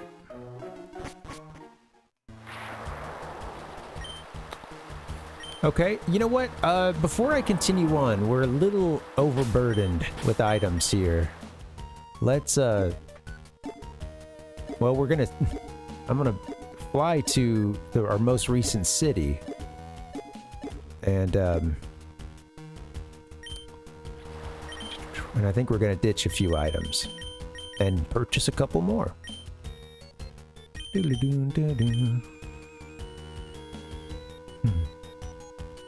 Yeah, hit this tire that he found out in the ocean. Just a Firestone. It's not even a full set of 4. Just what, single tire.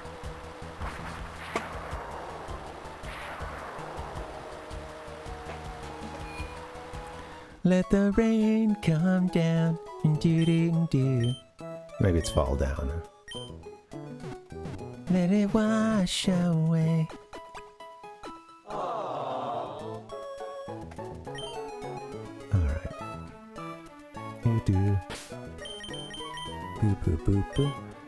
The 100 hours that's listed here is a little misleading in that, especially lately, I've had the game on and counting up some time, like after a stream, and then I'll come back to it and I'll want to go close everything out to shut the computer down.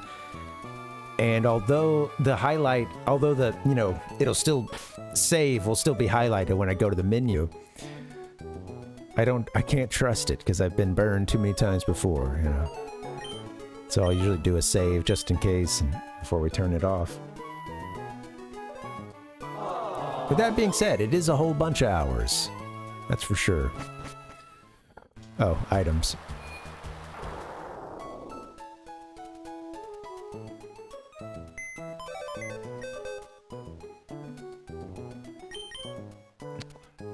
You know, probably should think about moving some Mons, but... Oh yeah, now we have Clam Pearl. Chincho. We got our 3 legendaries. Snowbird the Articuno. Fred the Zapdos. And Timmy the Moltres. Do-do-do-do. Timmy the Moltres in your face. Moltres in your face, in your face. Oh, and a Totodile, too. Wearing black glasses. What is that?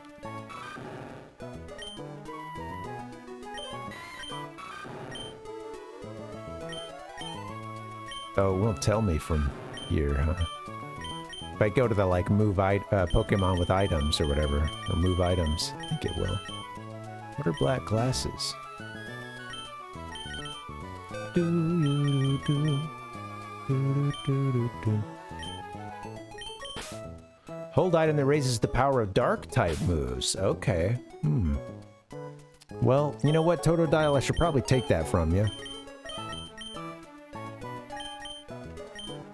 And the bag is full.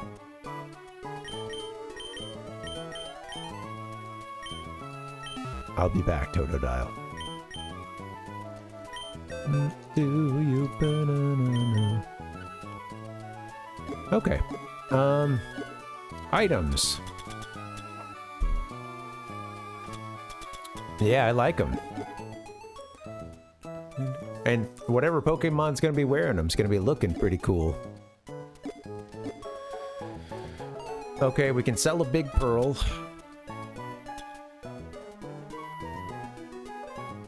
So you've got this item. There's another one too for Clan Pearl, I believe. Yeah, the deep sea scale. I'm gonna deposit it. This shoal salt can deposit for now, I think.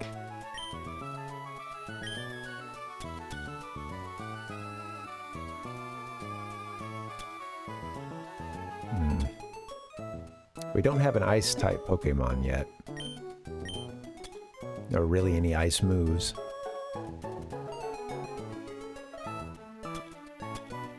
I'm gonna put our any evolutionary stones we have in there.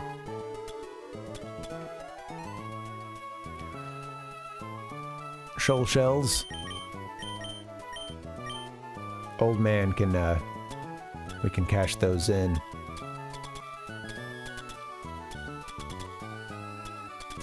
He'll make something for us.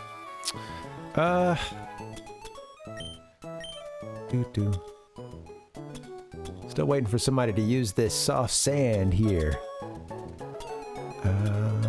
Anything else I can ditch for now? Probably good. We made some room. Hold item that occasionally prevents fainting.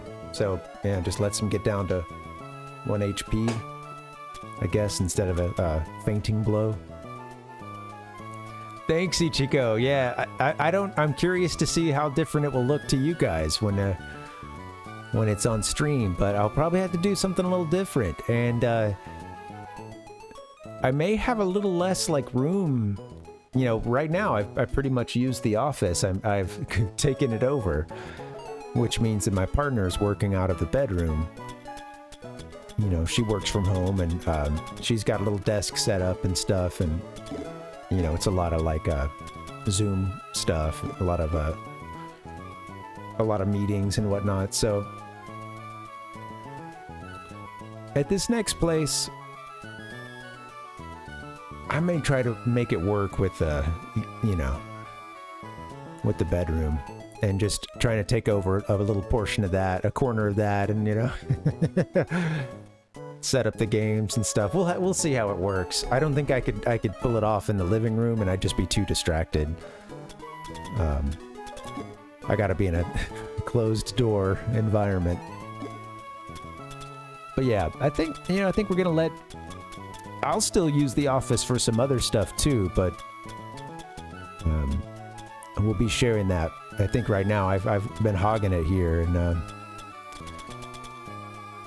I think it'll be a little more ideal at the next place to be able to split that a little more equitably.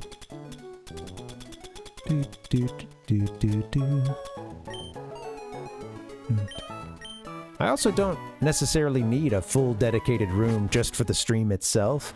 Maybe if I'm shooting something, you know. That's not necessary, man. But like if we're filming something, or you know, I'm. That helps then, but yeah, to just do the stream, we'll see. Yeah, it could be a boiler room stream coming up for you. We do have a walk-in closet at the next place, so if I want to endear myself to my next door neighbor, I'll just set up in that walk-in closet and just yell at a high volume, and I'm sure they'll probably be able to hear that from their bedroom. I don't know, we're gonna make it work. Oh, get out of the PARV section, please. Yeah, I'm stoked. I'm excited. Yeah, well, that was the first thing I thought when I saw it.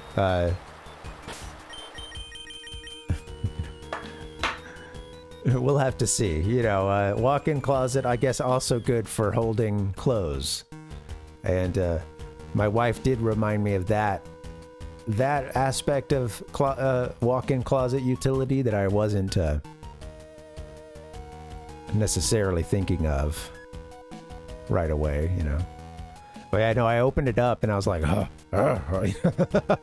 the tool time, you know.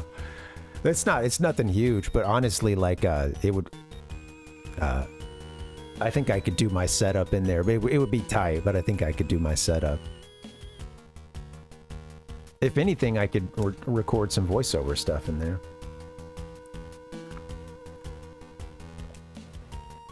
Exactly, Ichigo. Come on, babe. At our previous place, I took a lot of stuff out of the... It wasn't even a walk-in closet. It was just one of the, like, single kind of things with the sliding door.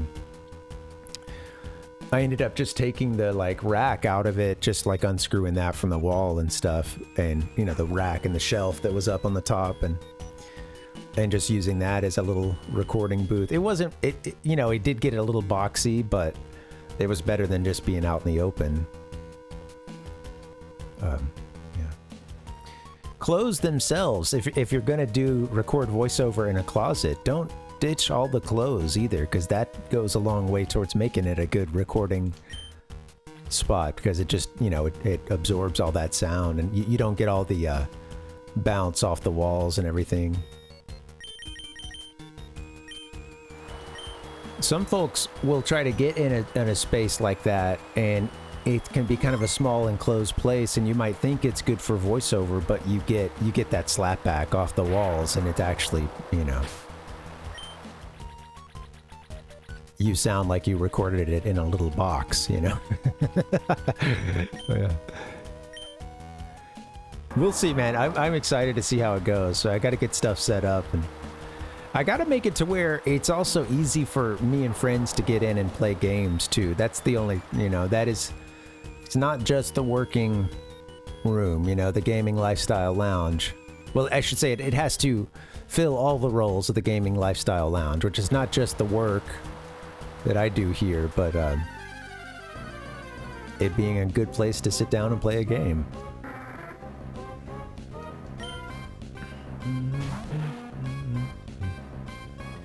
Guys, I think I should get another break in. I'll make this the long one. I came back quickly from the last one. Thanks for your patience. I think I could use a break.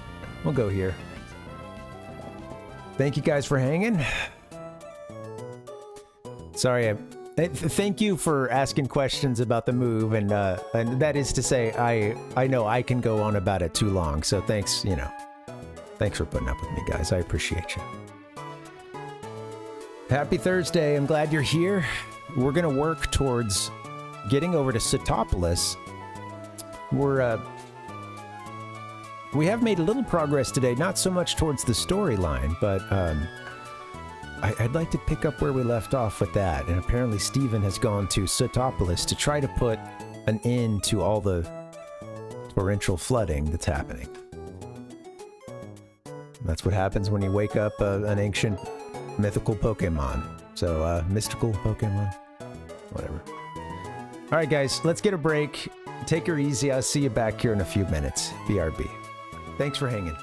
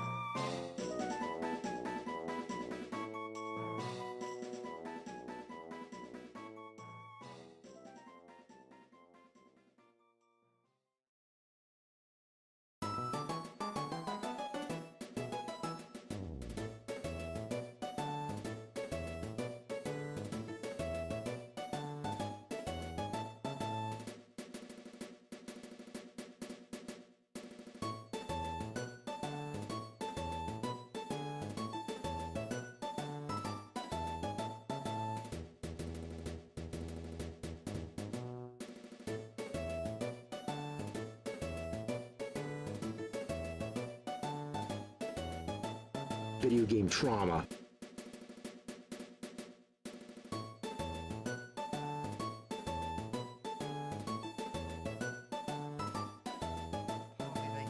Hey guys, what's going on? Happy Thursday. Good to see you. Welcome back to the Gaming Lifestyle Lounge.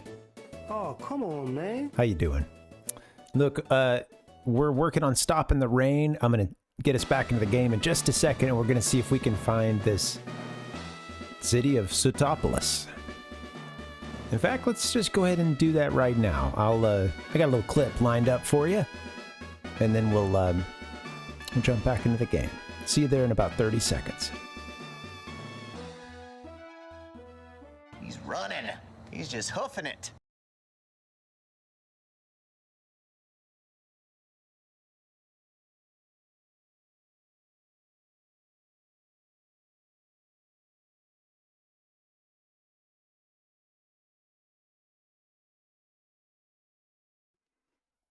Now, I hope the good guys catch the Zapdos. You'll have to tune into yesterday's episode to find out. All right, here we go. Oh, Dustin's got a man cave for us. Let's see this. There's a male living space here.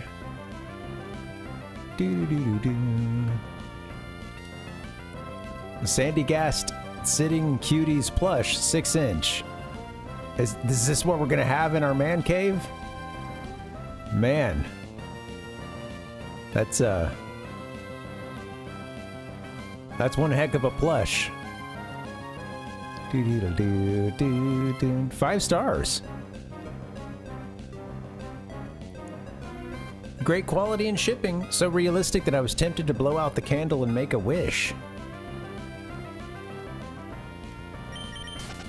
Wow.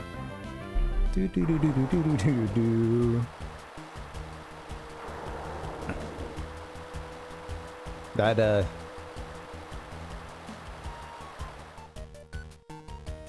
I don't think I recognize the Pokemon that one is based off of. But I do see it's got a couple interesting cavities in it. Ah, Parv, this is Miguel. How are things with you? I tried to catch a wild Tentacool earlier, but I managed to flee. I feel defeated. Bleh. I feel like a dipshit. Sometimes you feel like a dipshit, sometimes you don't.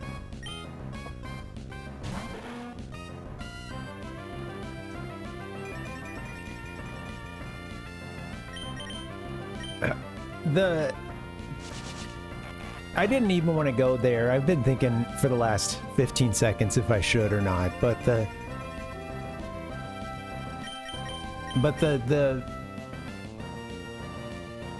ad copy regarding the nut, yeah. And I just, sorry, I managed to like get myself turned away from the point here for half a second, but yeah. Alpuck said risky click, yeah. Sometimes you feel like a nut, sometimes you don't. You know that whoever wrote that ad copy, I hope they're still laughing their ass off. Should they still be alive, and if not, R.I.P. Almond Joy's got nuts, Mounds don't. And then the funny one about that is that they're like the same, you know, right? They're the same company, but it sounds a little adversarial. Of course, it's also just informational. There is an almond on top of that mound, and they call it an Almond Joy.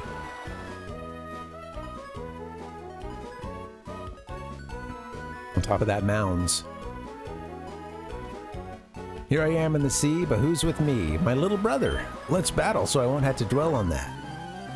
Oh, having to hang with the little brother. I was that little brother once upon a time. Hey, Chincho and Carvana. Do, do, do, do.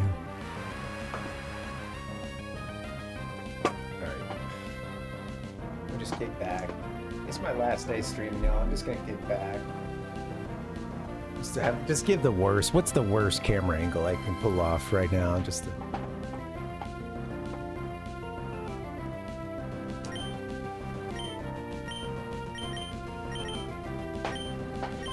Well,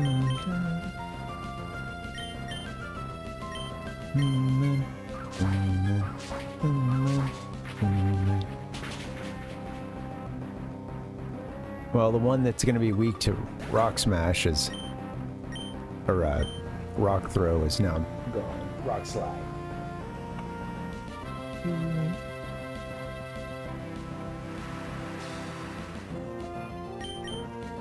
These, I keep thinking that these are some, like, you know, the, like, old Edison bulb or something. Some kind of cool old light bulb on the back of Pine Sol.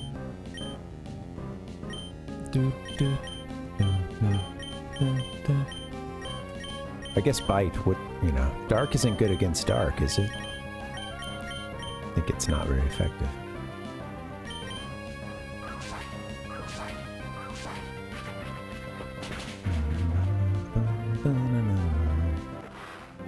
Goodbye. Ouch. Rough skin of Carvana hurt us. Leela, Roy, it's your fault we lost. You're in it for later. Or you're in for it later. Will you battle with us again? But take it easy next time, okay? Sis and bro, Leela and Roy. Alright, goodbye. Guess we gotta pop down into one of those dive holes. Oh, come on, man. Probably having Gojira in the top spot is not the wisest move.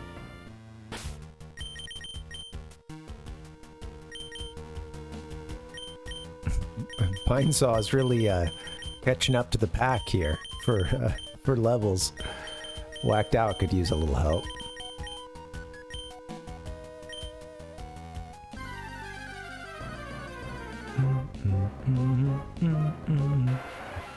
I watched this video from a YouTuber who was doing a like 24-hour challenge for Pokemon Red and Green, rather Fire Red, Leaf Green. A challenge to do a living dex for all 150 mons. And you know, it's funny because towards the end I was distracted because I was finishing up my workout and getting to like a brutal part. But yeah, they did, it was like a 24-hour run. I think they got it, or it was at least coming down to the wire according to the video. But yeah, I guess they live streamed a lot of it too. And it's just, I saw one of the comments saying that they had been live streaming for, you know, like, at that point, like 31 hours, because I think they did some stuff beforehand, or, you know, maybe did some, like, sort of setup on stream, or kind of talking about it.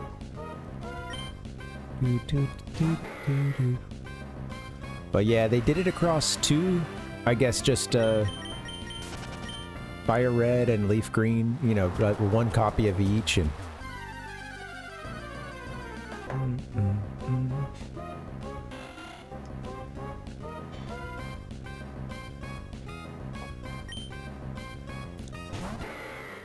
I'm starting to see more things on Reddit of like, oh yeah, you know, wow, you know, getting towards the end of it or beating it now, you know, it's like, I mean, I was seeing those, I guess, a while back as well, but people are so quick to talk about, you know, I mean, also some folks get an early release, or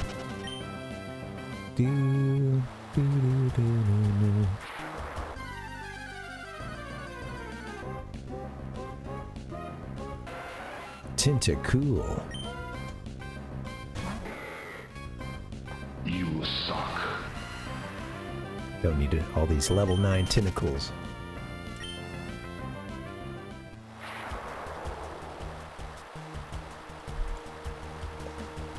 It's my last stream. I'm last stream for a couple weeks. I'm gonna hit the coffee. I'm getting to the time when I normally try to cut myself off, but let's do it.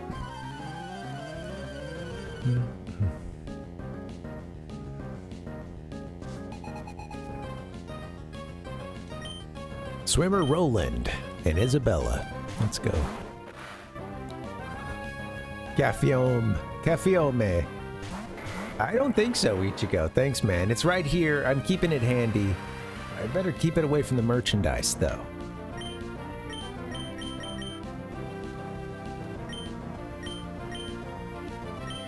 Let's see, which one do I want to take out first?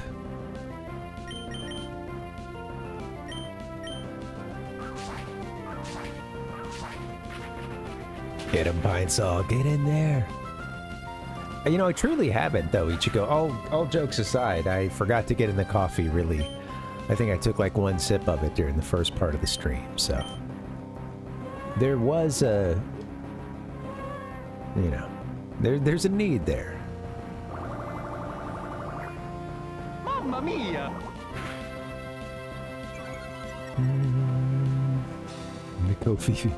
A very small number of people know exactly what it is. I remember that being like, they're trying to play that off in a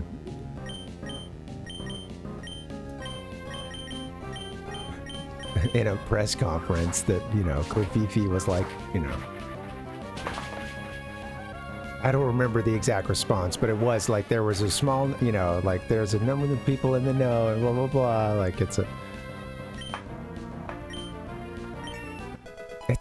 so obviously that it's yet another example of like something that could seem like it wouldn't be that big a deal if you just came out and were like, yeah, whoops. The president's like, hey, whoops. I didn't mean to send that. I was midway through a message and something else got my attention. Happens to all of us. Because it was like, despite the negative press, Kofifi, and then it just stops, you know. So it's like what actually happened. It's not that difficult to, you know, to deduce what chain of events could have happened. At the very least, it's something that has happened to everybody at some point, where they got distracted and sent something midway through, or didn't even mean to hit the go, but you know, didn't even mean to hit send. Put a phone in your pocket, thinking you've, you know, closed it or whatever, but you didn't. Cameron.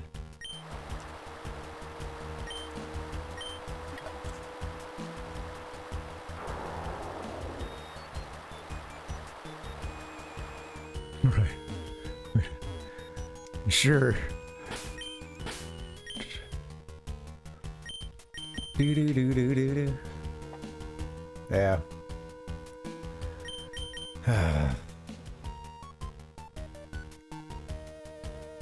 Oh my fucking god!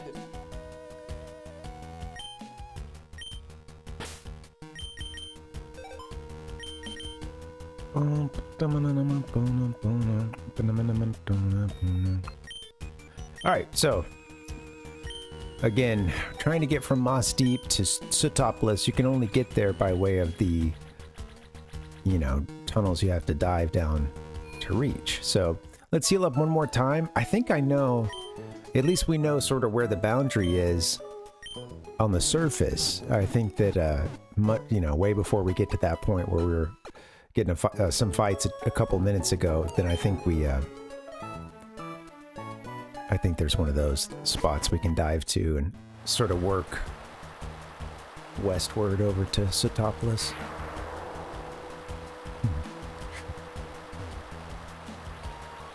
Yeah, it's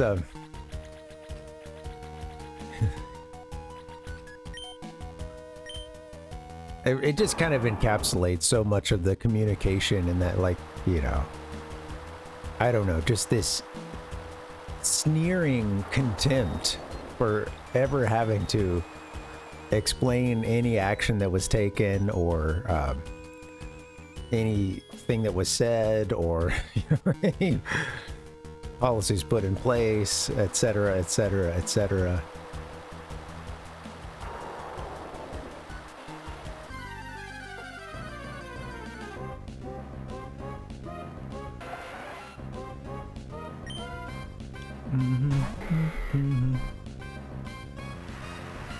Alright. Run.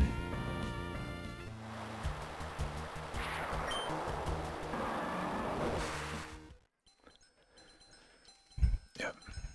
This one's just kind of a first one you'd come to. Alright. Oh, takes you just down. I think this one might actually lead to a tunnel. Also got something up to our top right. Probably another place to exit. More Chincho. This one's level... Was the other one level... I don't think it was level 30 as well. This one seems a lot higher.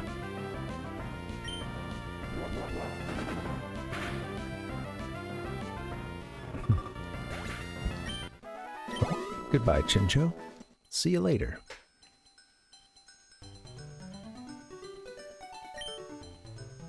Where's this gonna bring us?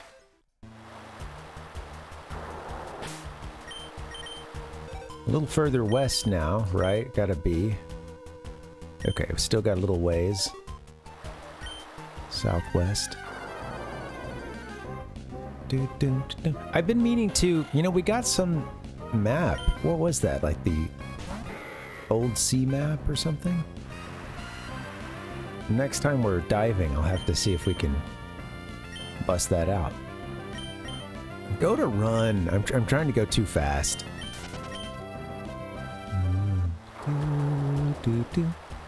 The Switch Pro controller, I think at one point they may have fixed this issue, but a lot of folks are complaining about the D-pad on this thing, and I know for sure it does a lot of wrong diagonals, and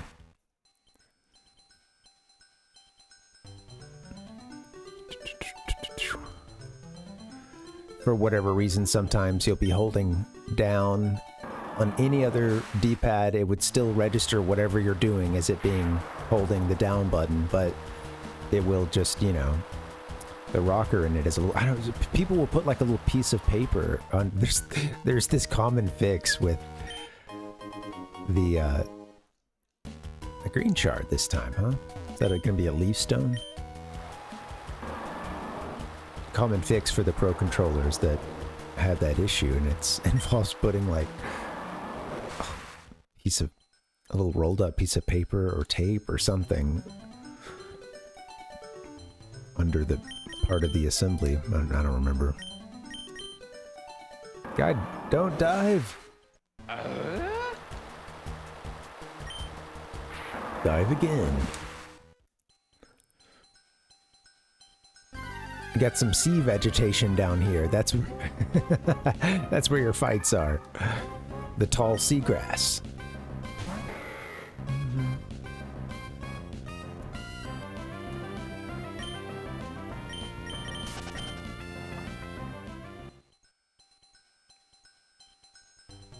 I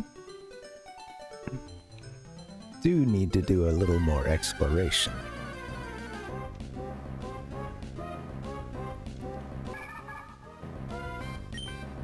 Curious how good Clam Pearl is.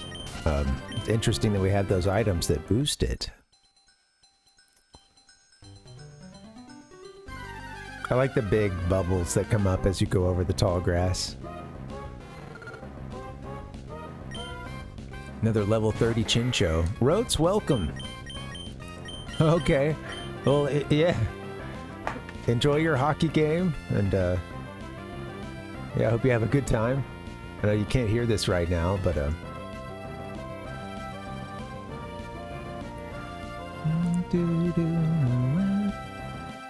this is Rotes right now.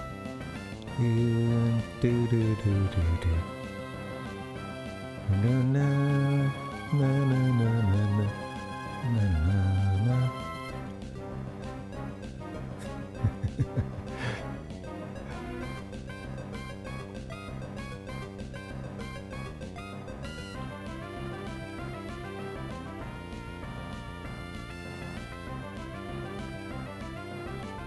Rotes is somewhere in the crowd. Do, do, do, do. Just watching them slug it out.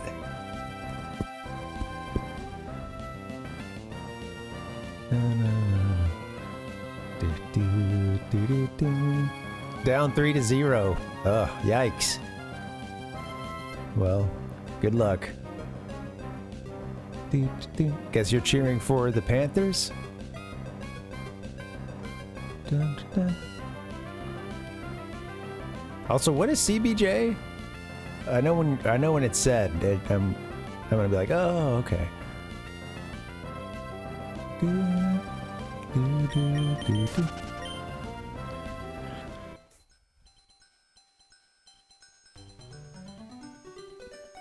Columbus Blue Jackets. Okay, right.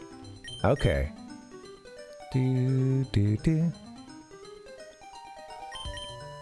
So his team's winning then. All right, I see. Okay, right. All right, all right.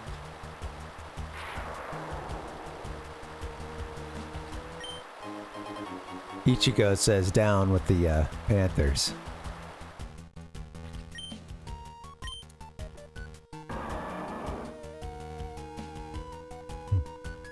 Okay, cool.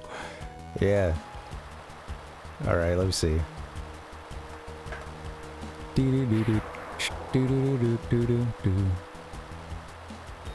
Where's the where'd it go?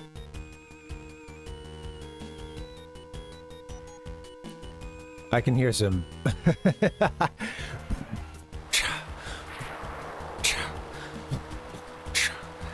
they still do that one? I don't know, maybe they think it's lame.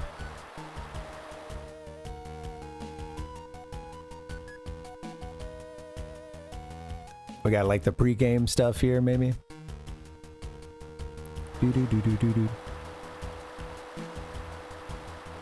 25 years in C-Bus.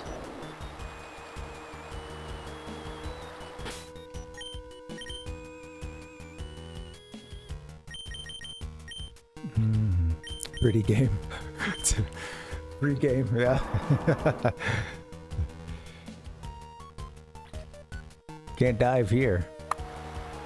Just get the item. Yeah.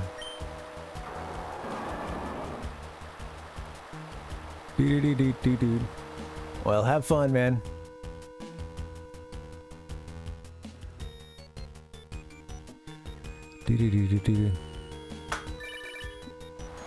Edwin here, how's it going lately? I lost a battle yesterday and it's filled my thoughts. I have to devise a plan.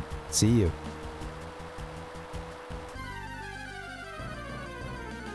Did we didn't come along this top part, did we? I think we came out from that dive maybe, but yeah. Uh-oh.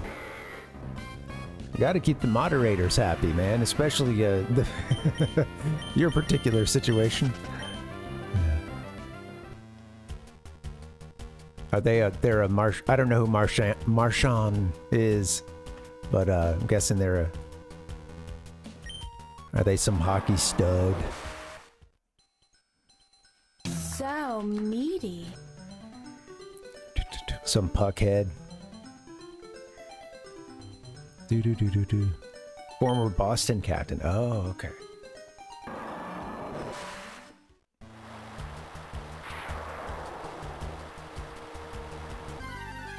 Okay, did I end up going back where we came? I think so.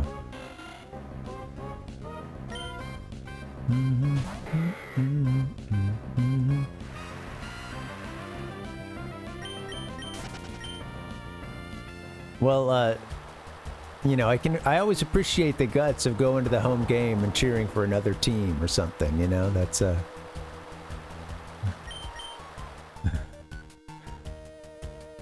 it's hard work. I feel like this is a Dr. Pepper commercial or something now. I gotta. No, I'm backing out.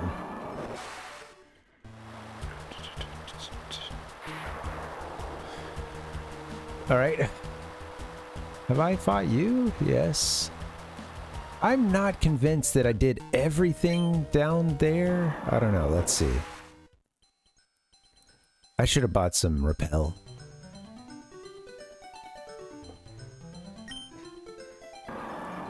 Like if I go west and then down to that other little dive spot that I saw. It's just here. Maybe this is how we got to this spot. I was thinking. Running through the tall grass, tall grass.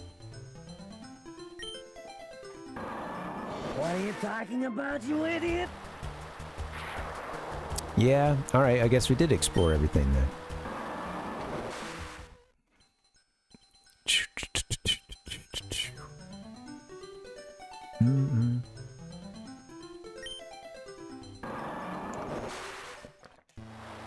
I should go to a hockey game sometime.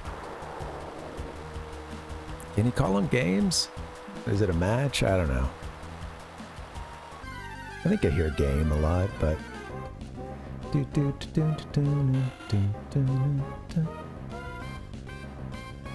That's the game.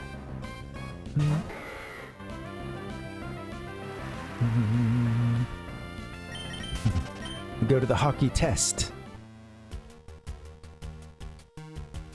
Alright, here we go.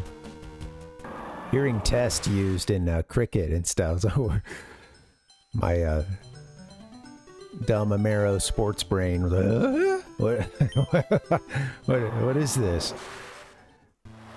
Cricket was interesting. Australian rules football is really fascinating. I actually went to see a match of that, and it was a lot of fun. It was like a regional, you know, like just a couple of regional cities facing off against each other in a you know, kind of a not that huge but well-packed stands, and it was a lot of fun. I sort of figured out how it was working over the course of the game, because I didn't know anything about Australian rules football until then.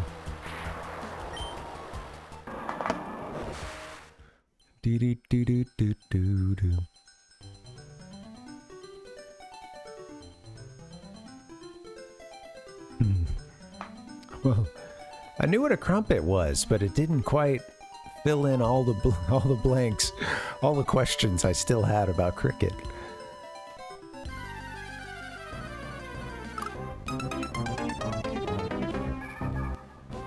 Clam pearl, I'm gonna hurl. It's a clam pearl. Pretty sure I'm running over the same old ground.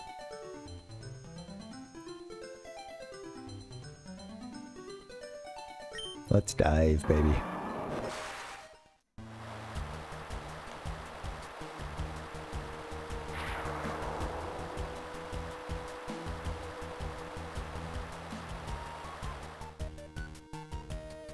Can't walk along the edge. There was something we found in here. All right. Now, I've tried to go right from up here. Have I made it all the way left?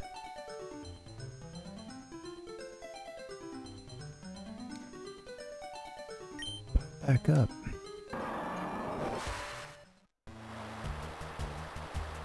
Dun, dun, dun, dun, dun, dun.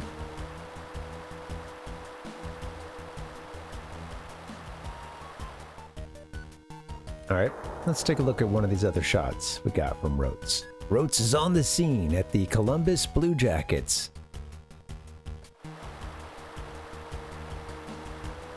Is that right? Did I get that right?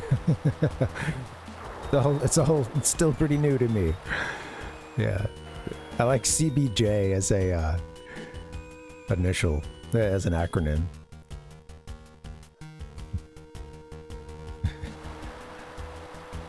Looks like decent seats too.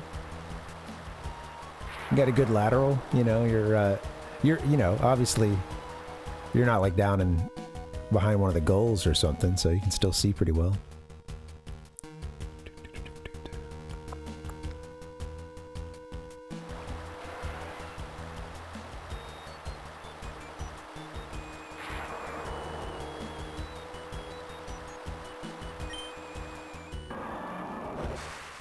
Take me down to the diving city. How does one get to Sootopolis?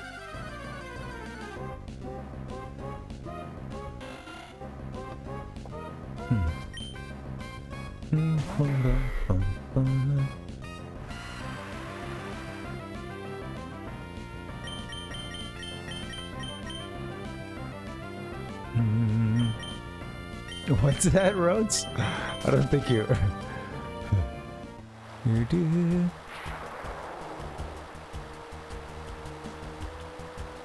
Do do do do. Na, na, na, na. I'm not. I don't understand what. Oh, was it? Okay. That's funny. All right, thank you for filling in the gaps. Yeah. Should have known it was a reference. I should have known.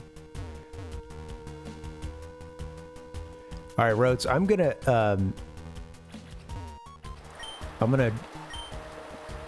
demand that you pay attention to this hockey game soon, man. You gotta enjoy it while you're there.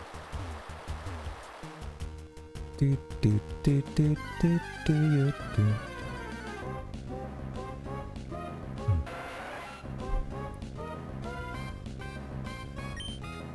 That's right. I only saw the first Ninja Turtles movie kind of recently. In the last year or so. It had been on when I was a kid and I was around it, but like, and I'm sure that I have seen maybe the last 30 minutes of it. Once it got to it, I was like, oh yeah, I actually do. I know what, you know, I remember this. But like, yeah, it was you know what? It was interesting, Ichigo. Yeah, it was, having known only the second of the Turtles movies. I never watched the third one, I don't think.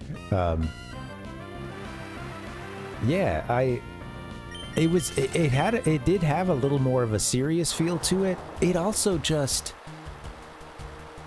I gotta say, both of those movies, when they do the fun stuff, or when it gets, you know, it just I had a little moment of like, man, I do wish, I don't know how you do it, and nowadays who knows if I'd even want to see this, but there was a feeling of like, man, I appreciate some of the silliness to all of this, and it is of its time, you know, like the way that the movie was done was I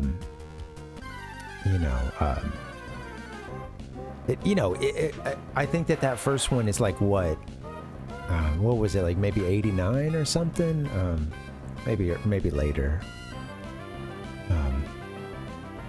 Let me see. Looks like the first one was 90. I wonder when 2 came out. But yeah, you know, it feels of the time, and like I like the sets and stuff.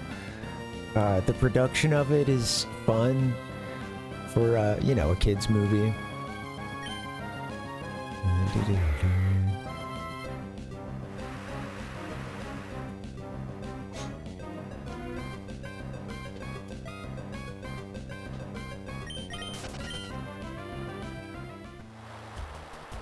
I don't know where to go. I'm lost without you.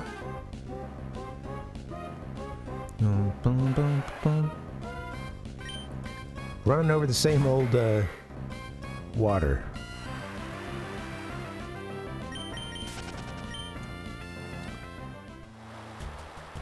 Are they yeah, what do they do in the third one? Isn't it, there is like time traveling, right? The Turtles in Time? I know that there's the game Turtles in Time, which I've barely played. I think I've only played that to the point where the turtles actually do begin to become unstuck in time.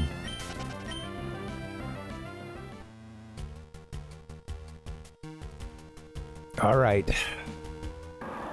Time to explore another dive hole.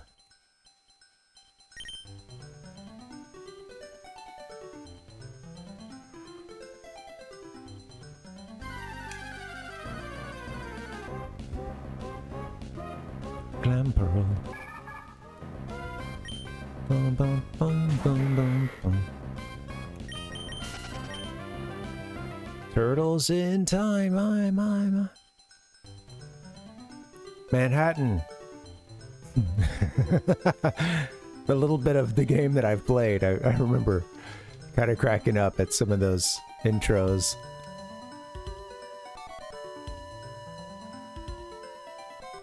There's a little bit of VO.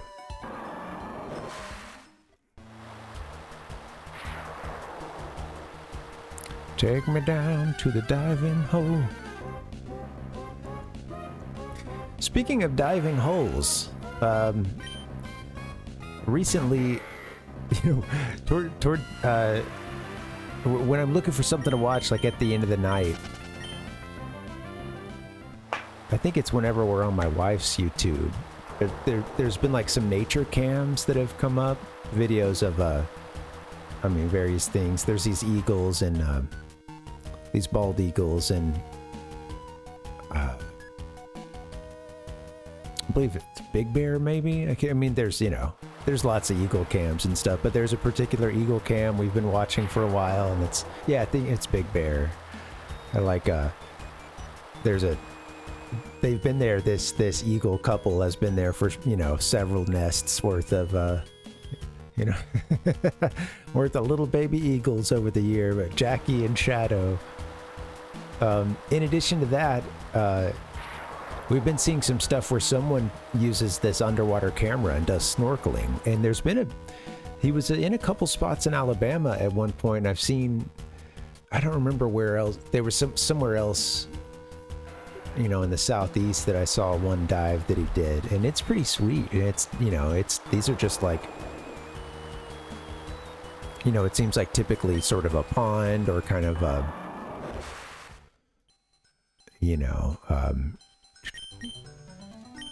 a few like creeks and, you know, things like that, and just the how teeming with life they can be.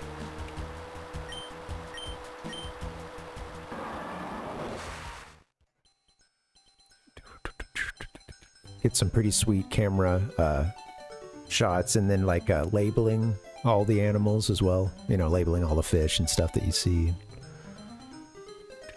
other creatures.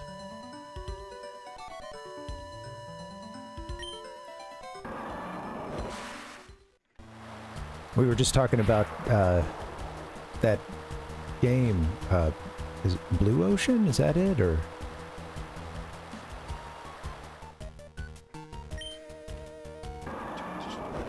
We were just talking about that yesterday, huh?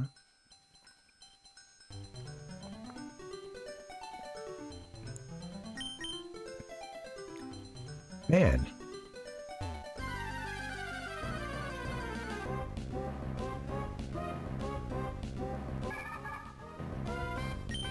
Old Clam Pearl here. I'm gonna get out of there. Run away. Hey, thank you guys for hanging. Sorry, I know I'm a little, it's been a bit of a endless ocean. Thank you. Yeah.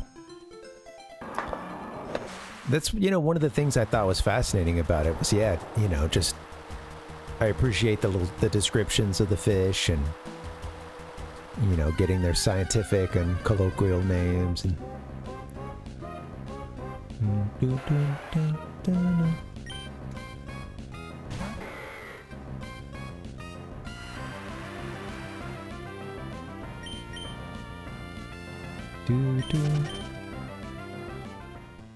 the ones with the eagles, the live streams that we see from the Friends of Big Bear camera is crazy. It's like again, it's this like eagle couple that they've gone through several nests, and, you know,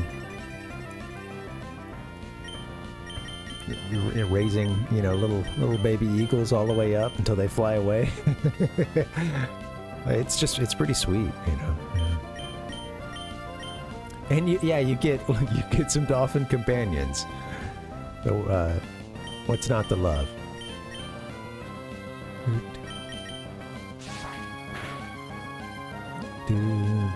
Soma said top three favorite Pokemon. Oh, Soma, you're gonna have to list yours too. Let's see what you got. I think, all right. Well, I know Chincho's already on the list. I mentioned that.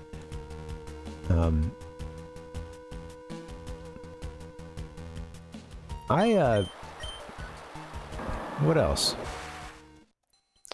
I came to really like Doug Trio this last time. I was surprised by the power of Doug Trio in Generation 1.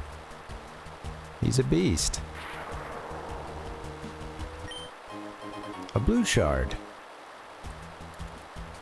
Oh, cool. That's a good list. Raichu, Mew, Shroomish. Shroomish has been a cool one to get to know. Let's see. Yeah, I guess this is my first time around a Shroomish, I think, is... We played a Gen 4, you know, we played one of those Gen 4 remakes. We did Brilliant Pearl, and it honestly, it went by really quickly. It was a bit of a fever dream.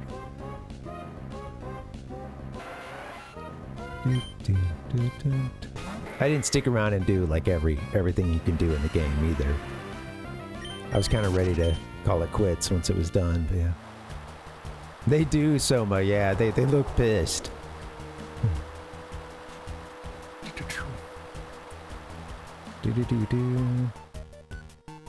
Upset.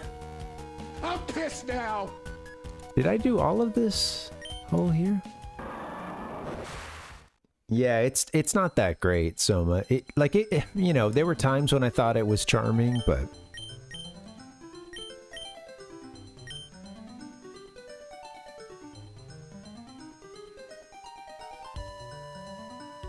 I had a disappointing time with those games. I know that that's kind of par for the course, or that's sort of the general consensus, I think, but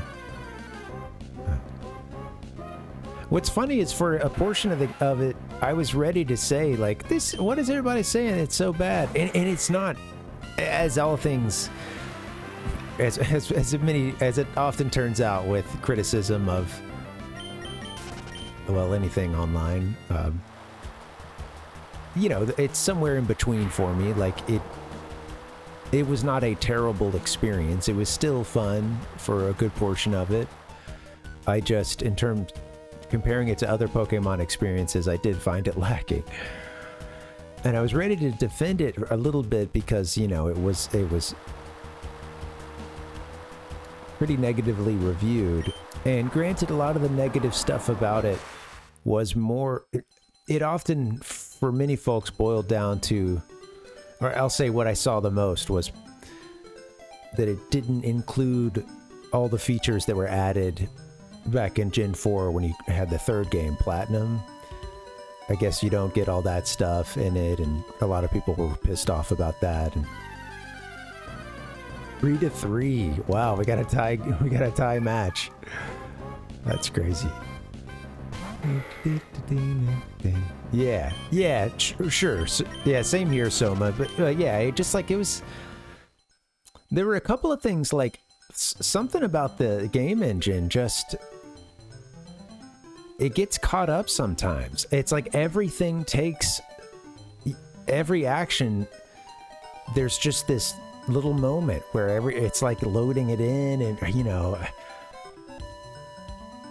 It's kind of like if you play Final Fantasy IX now sometimes. I love that game, but it also just really slows down at points.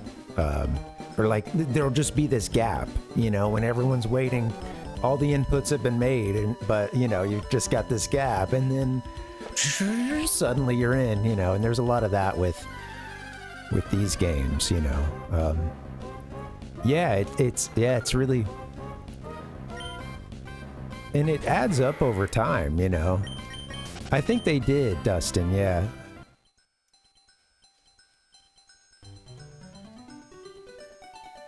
These little, just this one little spot here in this patch. And, you know, this sounds like, I know to some this sounds like a silly thing to complain about, but there was a mechanic in the game where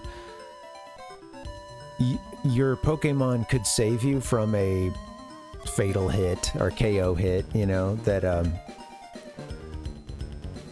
and you know, it would show a big heart pop up, or like, oh, you were saved by or whatever, something about them digging deep, or you know, like I don't remember what it was, but basically like your bond with the Pokemon, they managed to endure that hit, and I got to the end of the game and I was just like, motherfucker, let my Pokemon faint. Like, let me learn a lesson sometimes, because like I shouldn't be winning some of these fights, like I just, it felt like it was making the game way too easy, and I felt like there were a couple of points when I should have been I should have been rejected by the game and told to get good, essentially, maybe go gain a couple levels or put some moves, reorient the team, whatever, and yeah, it was like at the end they were, I don't know if I would have like lost, I think I would have lost a couple of fights, but yeah, it was happening so much that I was honestly like, come on, man, this is just cheap.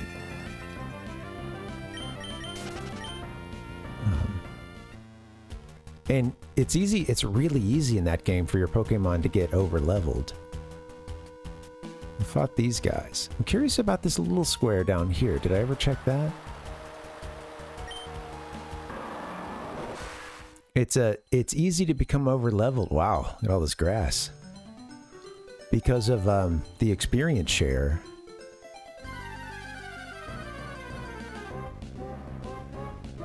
So if you really wanted to keep the game interesting, you probably need to mix up your team more than some folks might have wanted to, and sort of clean slate it every now and then, because otherwise it's just, you're gonna breeze through the game at a certain point. Yeah, I would have maybe, like a toggle to make it harder or something. I haven't played any of these games, but the new Dragon Quest games have some difficulty toggling to it, and there's like, and it's interesting. I think that it's an interesting thing. It opens the game up to be about as hard or about as easy as you would want to play it. And of course, you can just play on the standard setting. You don't have to mess with any of that at all. But reading about some of those, it's really interesting. Like it.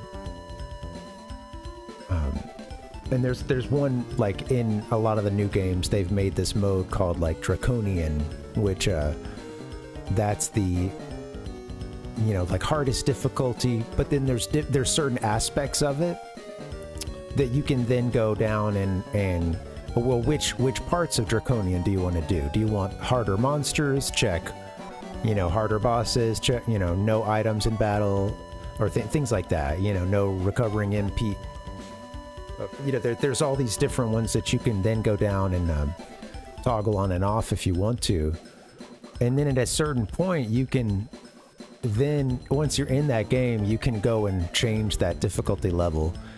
But I think with the Draconian one, if you do go and you dial it back, you won't get, like, it's not going to show that you beat it at that full difficulty level, It does, I guess it shows that you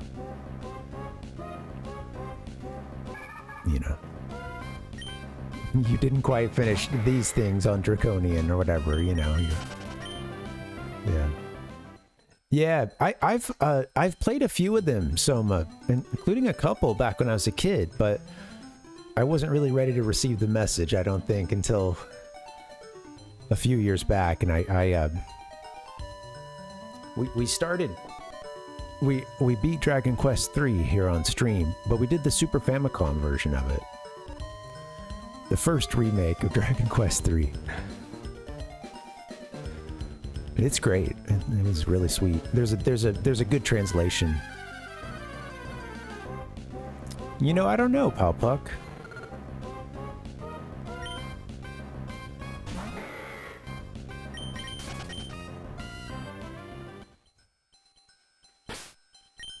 It's not letting me do any kind of auto.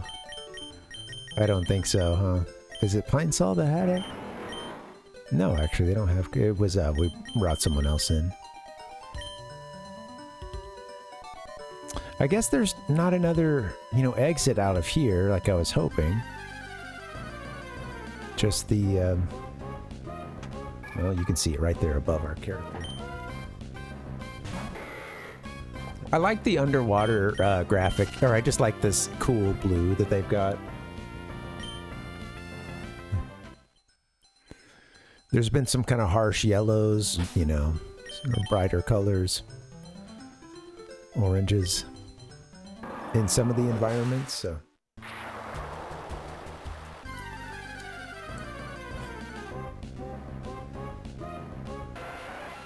Yeah, one of the remasters just came out, or one of the new remakes just came out for Dragon Quest VII.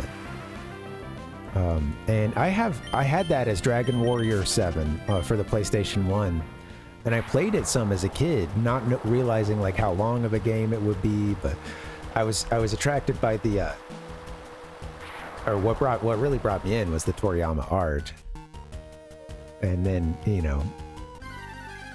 I actually bought Dragon Quest 3 for the Game Boy Color before that, and I played it some, but I was like, man, this game's hard. I don't know what I'm doing. But I remember thinking some parts were cool, like, or at the very least, just interesting. Like, wait, what the heck? It has me going into a church to save, you know? Like, oh my gosh, this is... Damn, all the way back to Lily Cove, huh?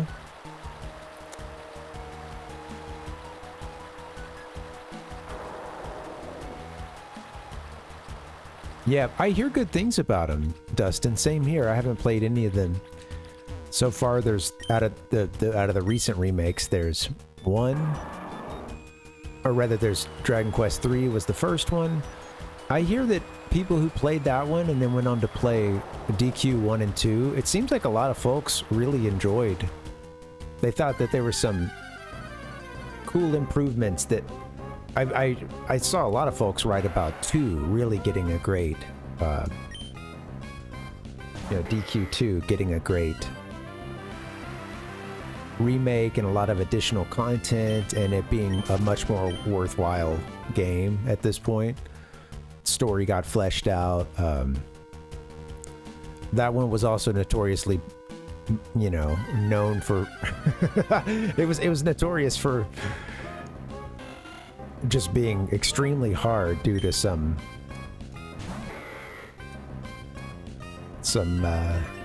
oopsies on the programming in a couple of places towards the end, making enemies even harder than they meant to. The game was, you know, it was kind of a rush job to get the second one out.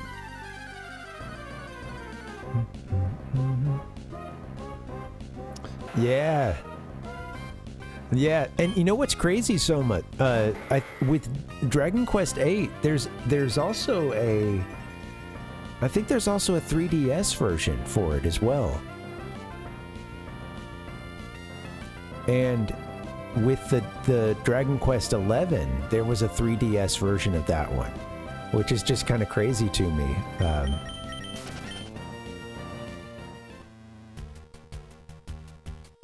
Apparently that one's pretty sweet. It's pretty sought after.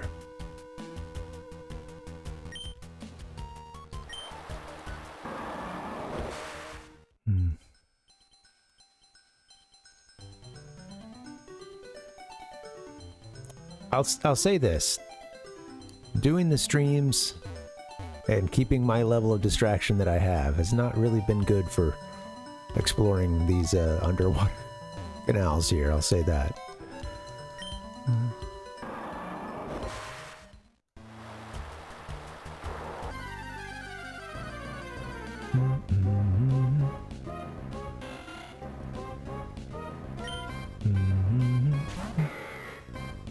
Yeah.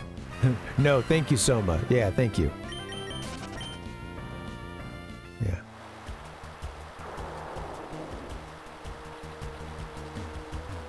Yeah, sometimes I don't even... Oh, yeah, hell yeah. We can go back to Hunter. Sometimes I don't even think to clarify that, because I don't... all jokes aside, I truly don't blame distraction on you guys, because at any time I could focus on the game, you know. I play these games to, you know, hang out and to be social, not just to, you know, be the best, most efficient gamer I can be. Yeah. So keep the distractions coming, baby. It's like, you know, it's like what you hear about some little kids, or sometimes you hear it about like, you know, someone's dog or something. Yeah, when they're really quiet, that's when they're up to something, you know. That's when you got something to worry about. We found some of those over here already. I don't know where to go.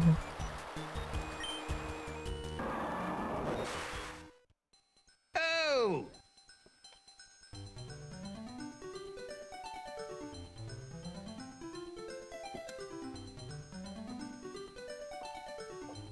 I'm not. Can't believe, I know, right, Soma? Well, some people do come in very confused and angry to not see me sometimes, like, advance the game.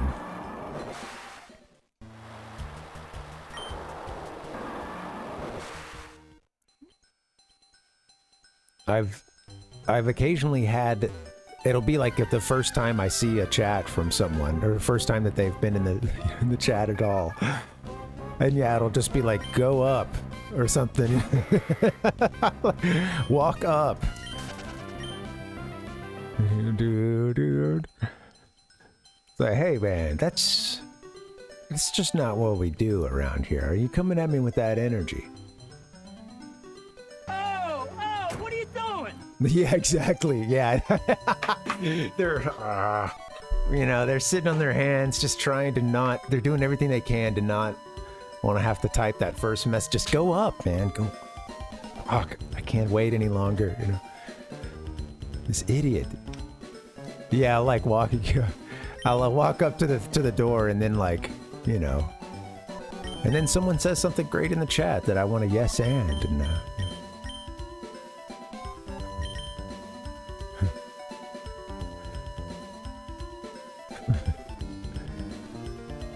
she told me to. Oh, what are you doing? Shh, okay, thank you guys. I believe you get your ass kicked saying something like that, man. They told me to walk this way. Chat told me to. I don't like referring necessarily to it as the collective chat. Just calling it chat. I've done that increasingly more so recently, and I don't feel good about it. Thanks, Ichiko, yeah. Try to rip. You know, hey, it's a good way of coping with the world around us. Find a way to laugh at it, you know? Poggers!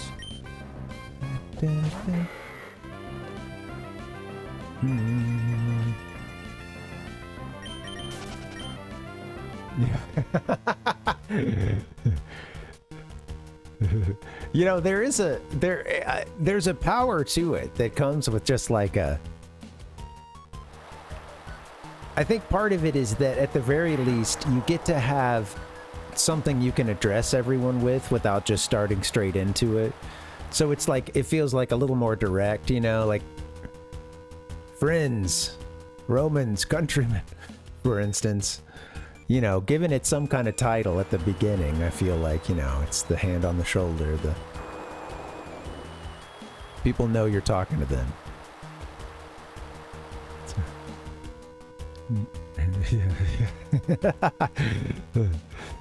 It does, Soma, yeah. All right. Well, if you guys, you know, if someone tells me what they want to be called, I try to listen to them. So I'll call you guys chat.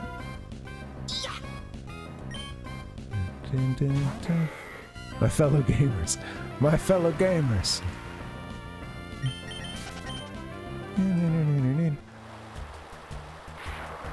We gather here today in reverence of these retro games. All the way to Little Coast City once again. I don't think I'm going to find the dive hole I'm looking for out here. Man. Let's fly back to Moss Deep. It's in the chat.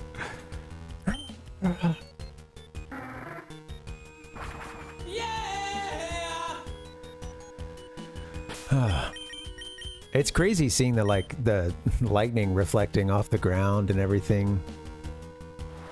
It hasn't started to rain yet. Sometimes you get some interesting little cycles there. Oh, that's funny. That's hilarious, Huber. I love that it's after 4 hours too, because it's that kind of game. There is something about it that like, it's the kind of game that can just keep handing you your ass on a silver platter. And every time you're like, oh, all right, I guess I'll have a bite, you know, and then you're right back at it. You're coming back for more. And you're pissed about it. You're a little pissed about it every time, but what are you going to walk away? No, you're like this close to beating that ball. In the next one, you'll turn it on. You'll be able to get that ball. Oh, yeah. I would love to play it again sometime, Huber. It was fun. It'd be fun to play it at that higher difficulty level too. You know, because like a lot of those old, you know, arcade games and just a lot of the oldest retro games, it'll be on a loop to get harder every time. Yeah. Yeah, it's sweet, Soma. And it's funny because when I was looking for like music for the game, sometimes on YouTube I would see these videos of like, you know, Pokemon Emerald ambiance, and it would be Moss Deep and then in parentheses with rain, and I would see like the with rain and no rain, you know, versions or whatever. And I knew that Aqua and Magma get up to no good and cause a bunch of ecological. It's something I saw in a retro, and it was I think it was one of those videos from. Oh shit, what's their name? I've got one of their sounds here. Oh, Picaspri, the like soft lock picking videos. I think in one of those it kind of spoiled that, you know, some of the parts of the Hoenn will be changed based on what happens with these legendaries, so yeah, I'm expecting a little bit of, I don't know if it's something else will happen in addition to the rain, but I mean, I'm guessing some land is gonna form as well, or I don't know. We'll see. Shift around. It's interesting how they wrote this narrative. Whoops. Yeah, heal him again. It weaves the narrative pretty well, honestly, through the storyline, better than they did in Gens 1 and 2 with the parallel. You know, you always have the sort of core mission of becoming the very best, so to speak. At least, you know, getting all the badges and becoming the Pokemon League champion. But then, you know, what are your like sort of side stories? In the first game, I guess it's Team Rocket. Second game, it's Team Rocket plus, you know, your Giovanni's kid, I guess, you know, your rival. Tying into Team Rocket and stuff. And then third game, you get 2 criminal organizations. You also get, you know, there's more of those like characters that, you know, you might not know. You're going to see them and maybe not be dealing with them until later in the games. We're building up to something with Steven, you know. There's a lot of like secondary characters in this one as well. I don't know, it's pretty sweet what they've done with it. Tater, what's up, man? Welcome. No, you know, I don't exactly play these games for the story, but when it is in there, I can appreciate that, you know. And honestly, the non-story of the first generation was really, I mean, I'm not going to complain about Gen 1. I was sold from, you know, I don't know, at the very beginning. I'm in. How you doing, Tater? What's up, buddy? You seen any good Pokemon cards lately? Any foil Charizards, or we should probably go to a break.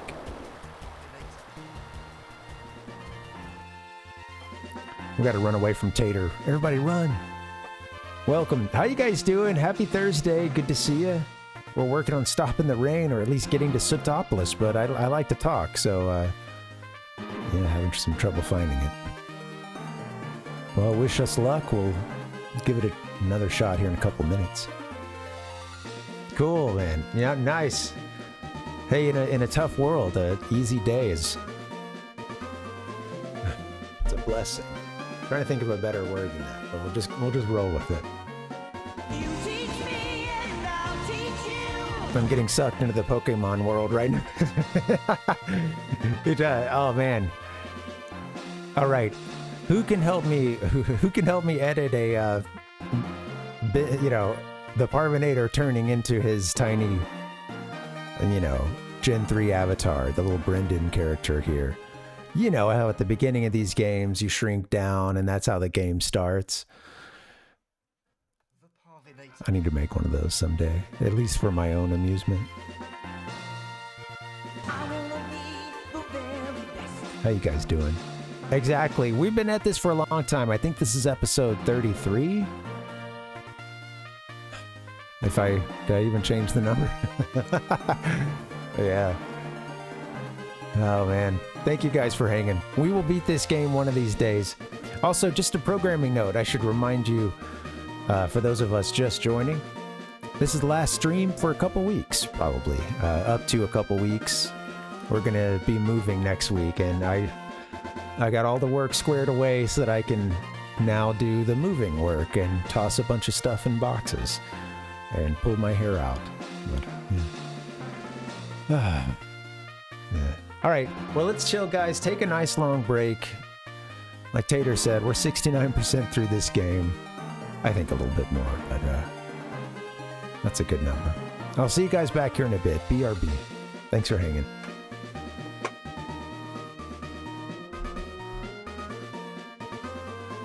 He blew his mind out in a car.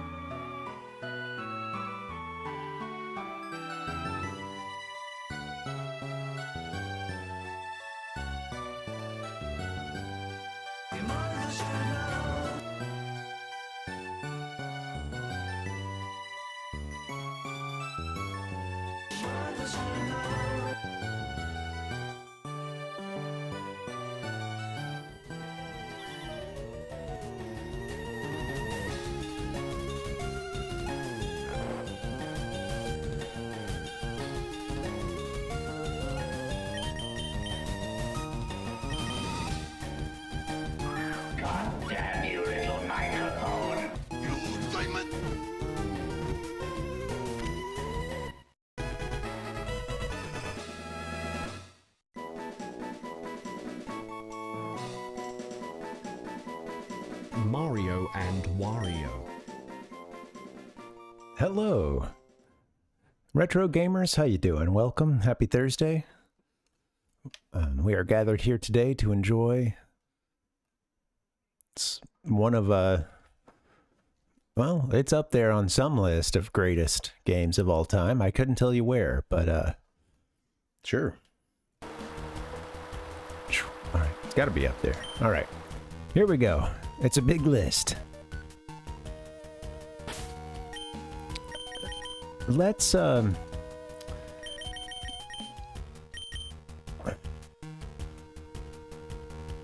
try to set out again. There's supposed to be a tunnel that takes us to Sootopolis, but I don't know where it is. However, I've mostly headed kind of up and east and not so much like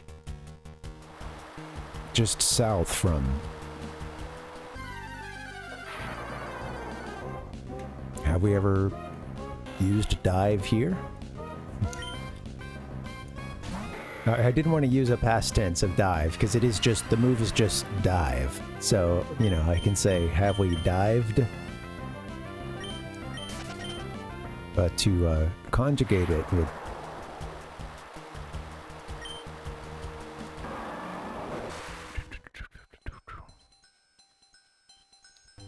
underwater. Look at this big ass trench.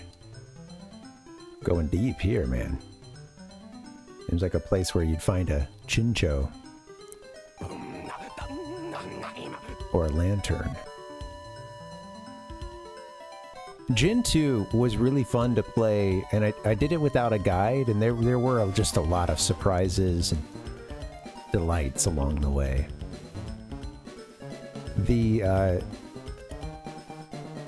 At some point with Pokemon Gen 1, I did get a strategy guide, but it wasn't for a while. But man, I saw some, I don't know if I linked these recently, but I saw some videos where, it might actually be the same guy that I was talking about earlier that did the Pokemon Fire Red and Leaf Green 24-hour, you know, challenge now that it's on the Switch. Yeah, he did these videos. It was like beating it the way Nintended, or as you know, at one point it was called like Nintended or something, but you know, the way that Nintendo intended you to beat a game, and you know, he was using a strategy guide, or official strategy guides for each of those games, and reading through the strategy guide and pretty much trying to pretend that, hey, this is, you know, I've never played these games before. We're just going to use this guide and try to follow it to a T where we can. And yeah, there's some wrong information in there at points. Some of the guides were better than others and had, you know, better writing, or, you know, were just a more fun read. And others got a lot of stuff wrong, and, you know, consistently missed things. And it was clear that some of the, like, you know, names for moves and things, it wasn't really standardized, or at least one or two of the guides would have been made probably without having had the English version for that long, you know, and yeah, right, Dustin. There's one that I'll try to find the one. Let me look for it now, but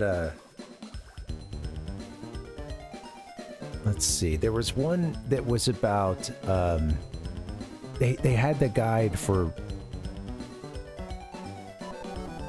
one of the Gen 1 games, and I think it might have been before the yellow guide came out. That was, you know, took a lot of that and then repurposed some of it. And it was they released another guide when Pokemon Yellow came out, and in that one, you know, there's some battles where across the versions they're different. You know, by the time you got to Yellow, maybe there was, you know, a totally different team or something like that, and or at least, you know, different configuration.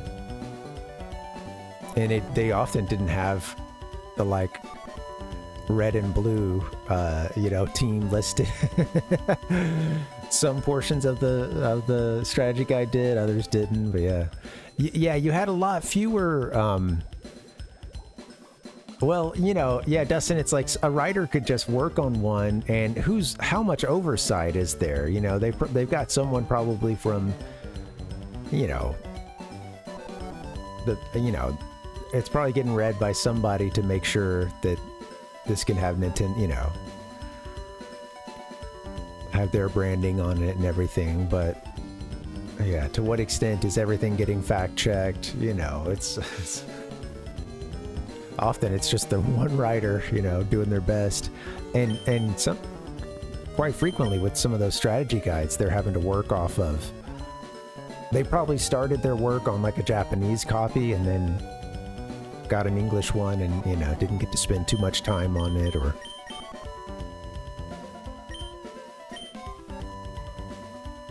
so you can just pop up through any of that right there, huh? Okay.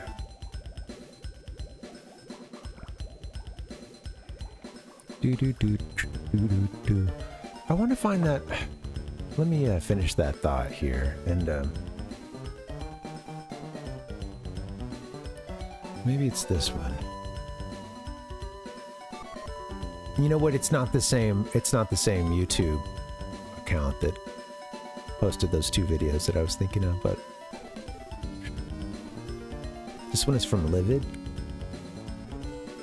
And I think this might be the one. I'm looking for one of the shots he does of the guide, because I was just like, oh my god, some of the styles of the guide, it was so colorful, and the guide had they did a lot of like using Pokemon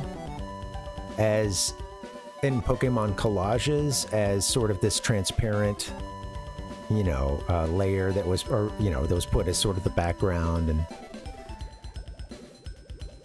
sometimes overlaying stuff. It was just a very maximalist design, very of the time. I'm having trouble finding that particular video because I'm not seeing him hold up the strategy guide as I scroll through.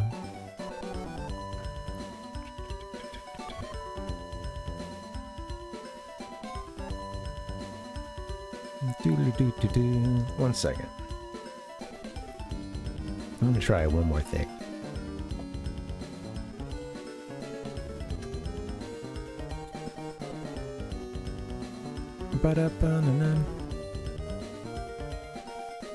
I can't find it. I think it was from Livid. I'll put their name in the chat, but I'm just not able to find the video I'm looking for. Sorry about that, guys. Oh. Nice copy paste there, guys.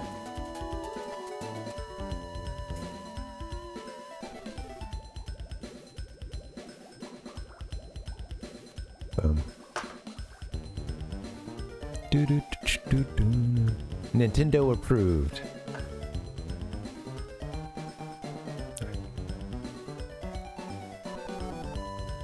Was it from them, or did Johnstone do one as well?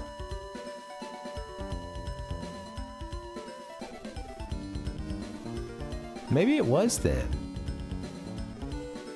Papa C. Oh my god, I don't know. Maybe everybody's doing the same thing. I'm mixing all these PokeTubers up. Yeah, alright, whatever. I'll work on it. I'll have that for you for another stream. Oopsie daisy, moving forward. I don't know, it might even be this third. Papa C, a new contender has arisen. Seafloor Cavern? Yeah.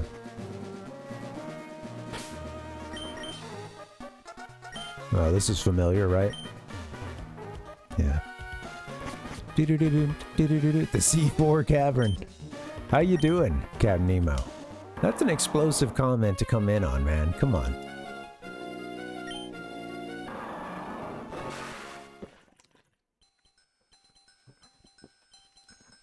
What a nasty comment.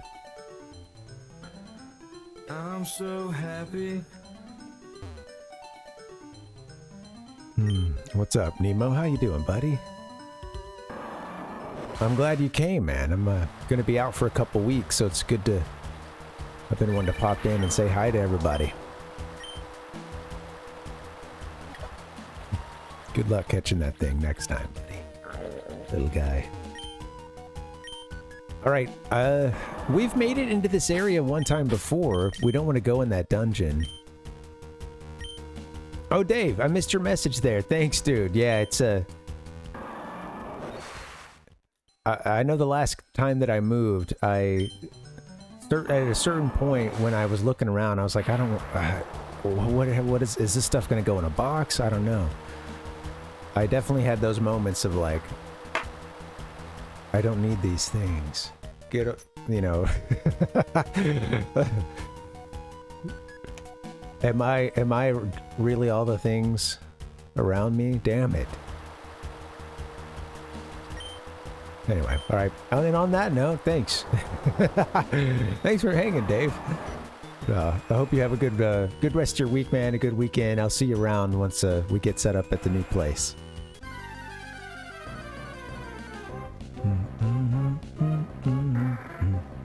The queen of the internet, Captain Nemo.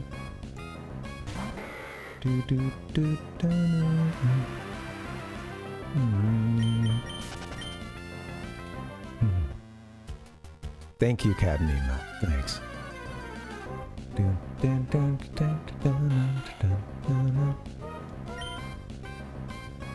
I saw someone on Reddit reference Boxy recently, and now, yeah, that was the first time that name had come to mind in a very long time. I think by the time I had heard of her, I think it was already like a little, you know, she'd already been memed out or was at the end of that sort of current, you know, thing. So also I wouldn't be watching live streams at that point. That was just not in the calculus for me. Damn. I think this is like that first sort of cavern yeah.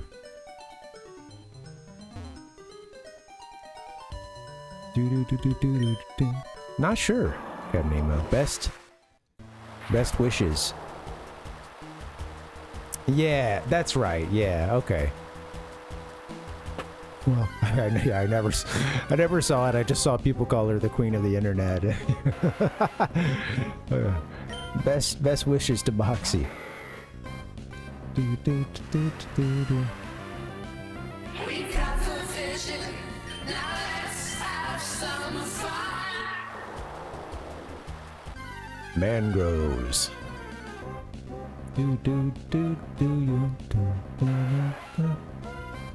Give me a hell yeah! I'm feeling rough, I'm feeling wrong, and the time of my life. Is that what Whacked Out says? Alright, let's hop back in the water. I'm trying to get to Sootopolis, and I do not know how to get there. That's right.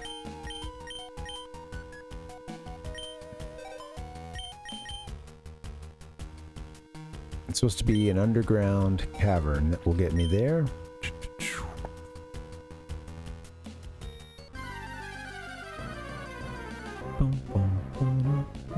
Underwater, I should say. I had a chance to see MGMT. They were at Bonnaroo 2009, I believe. And I was there too. But their show was at like, it started at 2 or 2:30 or something a.m. And I think I was asleep at that point, you know. Back at the tent trying to sleep. Or sleeping inside the truck that we came in because it rained a whole lot, and the tent got zipped up into the little zipper got zipped up into the tent fabric, and they couldn't close the tent flap. And then it honestly rained so much that it would have sucked to have it probably would have not been ideal anyway, but really doesn't help when it just rains into your tent like that. And yeah, we got back to, of course, a destroyed and soggy tent.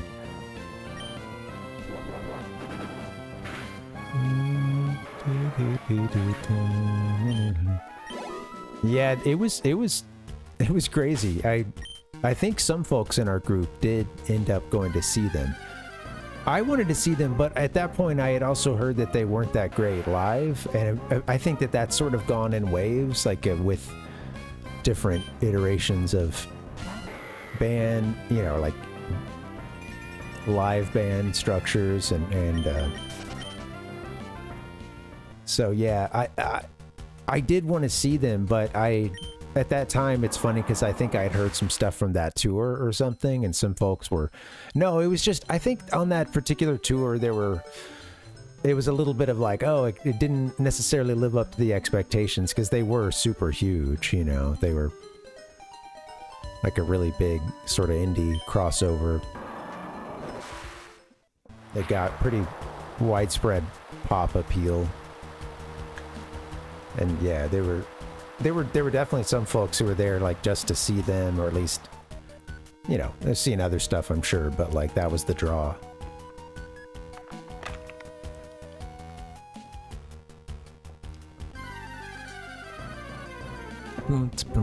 I wish I would have seen it, but yeah, I didn't have it in me that night, so couldn't make it. Highlight show that year, Well, for me, actually, probably there were a couple, but Wilco, there was an afternoon Wilco show that basically ended sort of right at about, you know, sunset. It was, you know, getting to be dusk. And I had never seen Wilco play before, or even, I'd only heard like a song or two from my roommate who I went to. It was me, him, and a couple of our friends that we were all just, you know, drove up together. So yeah, it was Wilco, and I barely heard of them, and maybe heard like a song or something, but live it was really good. They were so solid, and they also did a great job of like weaving their songs together so that someone who didn't know it all, there certainly was a like, wait, what? You know, like, is this another song now? And like they did a lot of kind of you know, there was some cool jamming to like get to the next song often that, you know, was hitting pretty well. And yeah, man, they've been around for I think they're mostly known for the live experience, you know, like, but there's a couple of good albums. I have only really listened to a couple of their albums, and I've heard those a bunch, but not so much the rest of the stuff. But yeah, there was one that was, I liked Yankee Hotel Foxtrot. That one was like released right around, it was going to be released, I think, just after 9/11, and they actually pulled it. They pulled it because the cover, it has this Chicago skyscraper on it, you know, but like everybody was like super sensitive at that point, and the I guess the record label like made them like, you know, wait to release it, or I don't know, it was like shelved for a little bit.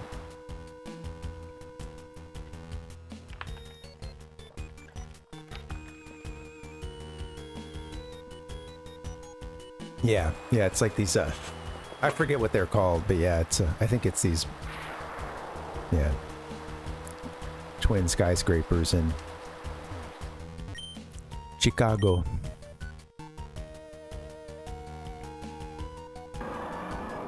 But yeah, they're sort of like alt country, kind of. It's, yeah, it's sort of down that.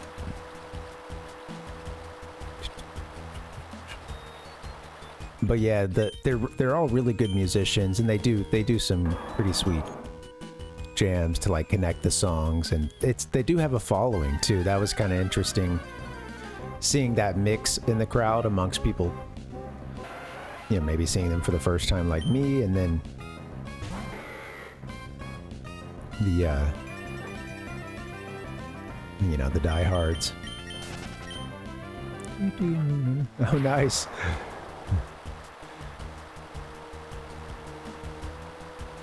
I haven't listened to them much in years, but they're on this one playlist that I still check out sometimes. This is a huge one that I made. That was maybe the best one that year. I did miss a couple shows, sadly. Yeah, I should, Gab Nemo. The next year, I only went to Bonnaroo 2 years. In 2010,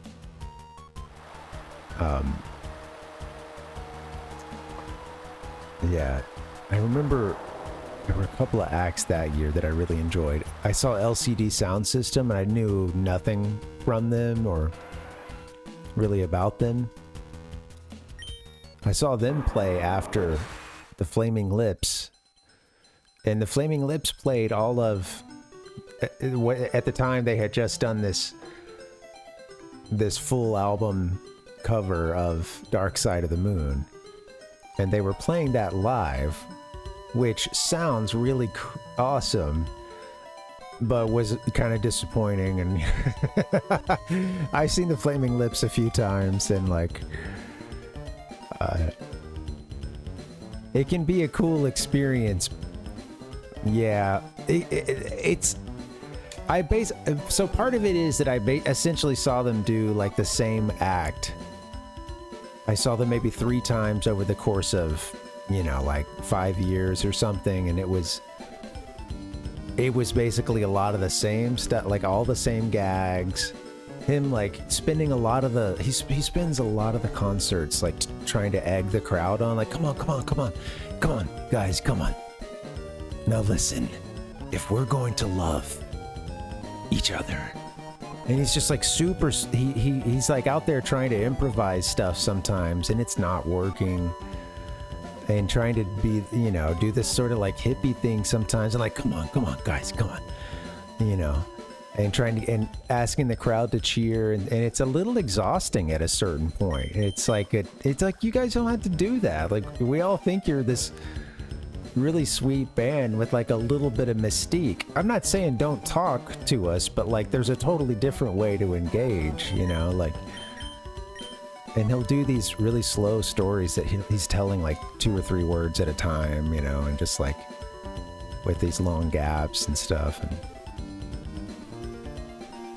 and then putting some come on, and just like it just kind of, after you've seen it and then you see it again, and then you see it again. I was like, okay, yeah, I'm good on them live. And then many years later, I did catch them, but again, it was because they were at a festival, and you know, I wasn't paying to see specifically them, but yeah. Anyway, yeah, I was a little disappointed with the Dark Side of the Moon set, and then they did kind of a condensed regular set after that, and it was like just to the right of that, like there's a stage to the right. I ventured over by myself, and I knew my buddy was into LCD Sound System, but the group had kind of sort of broken up a little bit at certain points at that night, like, oh, we're gonna go this way, we go that way, you know. And I ended up alone at a LCD Sound System, and I was like, this is awesome. They played Us Versus Them. That was like the song that really like, I don't know if it's V or VS, but yeah. Played that one. It's like a long sort of build up. Feels very kind of Talking Heads-esque in terms of it. Kind of cool percussion, a whole bunch of people in the coming together to put that sound on, you know, with some very repetitive kind of, you know.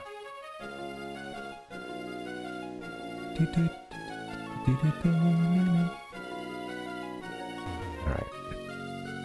Can't get through there. Okay, here's someone we haven't fought. Triathlete. Well, we fought other ones, but not this particular one.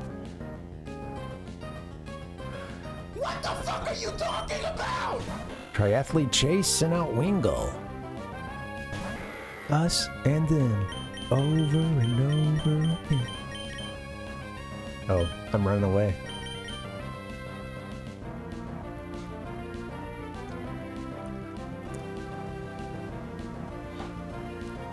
After that, Danger Mouse? Is that the name? Played after that? No.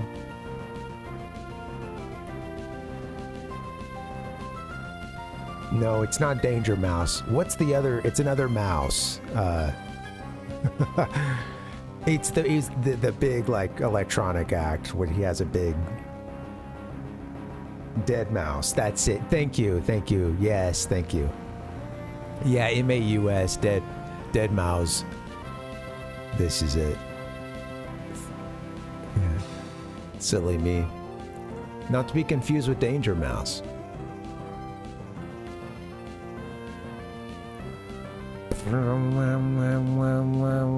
This is after LCD sound system. I managed to find my way, or maybe was it the same stage just afterwards? I don't know. But this guy was playing, and I remember it's just like it's like 2:30 in the morning or something. I find myself in the very back where it's like everyone's way more spread out, and they're everybody's like in their own world, twirling something or spinning something, or it was so funny. And I was just like hanging back, taking it all in. I was like, this is nice, actually. I'm done being in the thick of the crowd. Like, I'm just gonna hang back here where everyone's like staring at their own LED lights and or whatever they're juggling, or so I was back there where like everyone's like dead. You get to the back of the festival crowd, and that's where it, especially early in the morning, late at night, whatever, that's where you find the ones that are dressed as like a fairy, or you got the guys in the wizard hats, or if you're looking for a more relaxing time, step back there.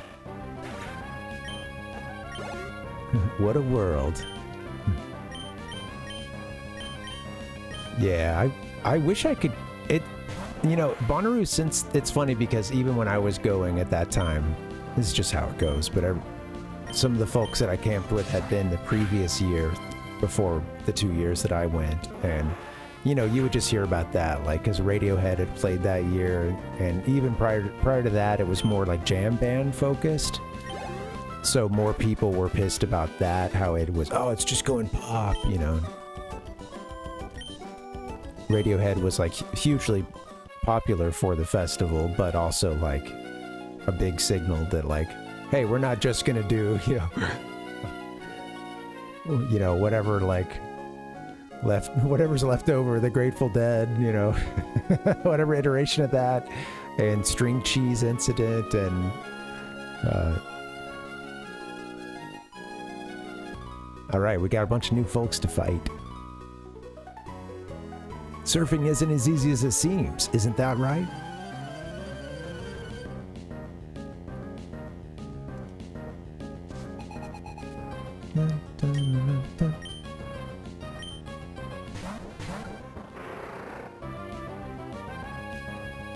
Wonder where Sharpedo is. I guess we can check the area now that we've seen one. Sharpedo. Let's Leaf Blade ya.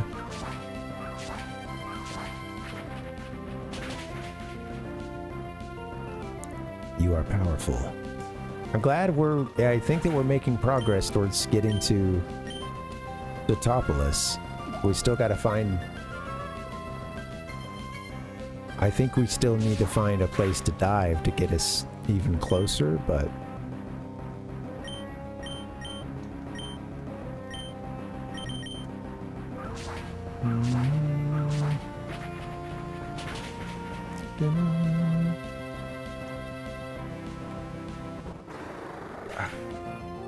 Man, the knee, it's still not running. sadly, my knee is still bumming me. It's still bumming me out. I don't know what it is that's going on in there, but I think I'm gonna go to a doc once we get moved. It's not. It's the thing is, it is recovering. I'm just not. I keep seeming to retweak it in some way, but it is overall there is a recovery happening. I don't know if it's some cartilage I banged up around in there. Maybe at one point I thought it was this one. I said it was one thing on stream, and I don't think that actually exists. I tried to use an acronym, and I think I totally bungled it. But yeah, thanks, Cab Nemo. I'm hoping I'll be able to run soon. I can... At this point, it doesn't really bug me unless I'm doing... It's the rotation. So if I, like when I'm doing the butterfly stretch or something, and you know, you push on your thighs, or maybe you kind of have your arms on sort of the... kind of close to your knee and sort of pressing down to open the butterfly up and press down, you know.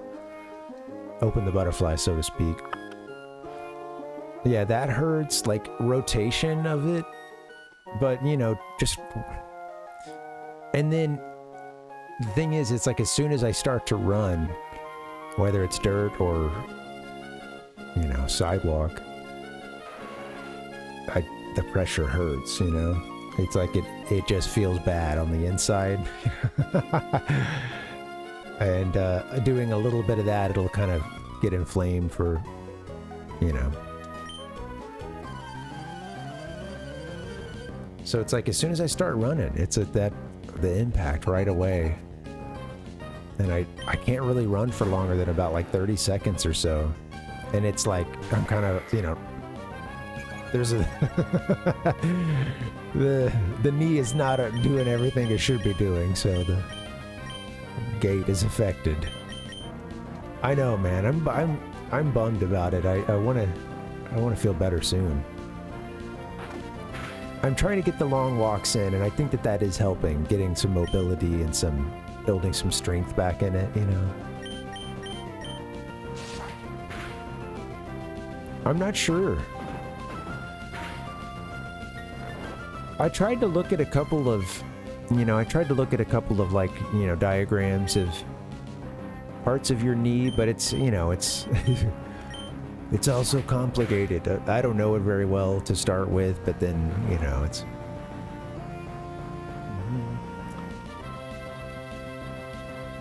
There's a particular little muscle or tendon group that I can feel going to it that I think is mostly what's inflamed, but then it feels like there's also something kind of inside, you know, like something more,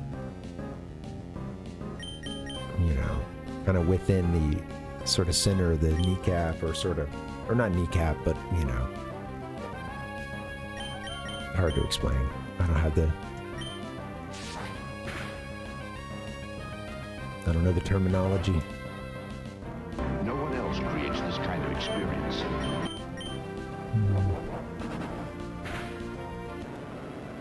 I think if I don't do anything to, like, really hurt it, I think I get the feeling that a few weeks from now I could begin to run again. But yeah, it's just like, it sucks.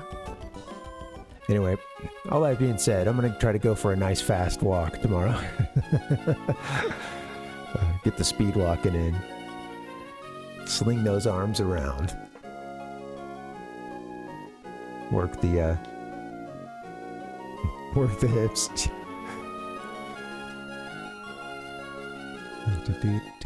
I feel it when I run. I feel it really during the push-off too, you know. Like, of course the initial hit impact hurts, but then it feels like I don't have strength in the push-off.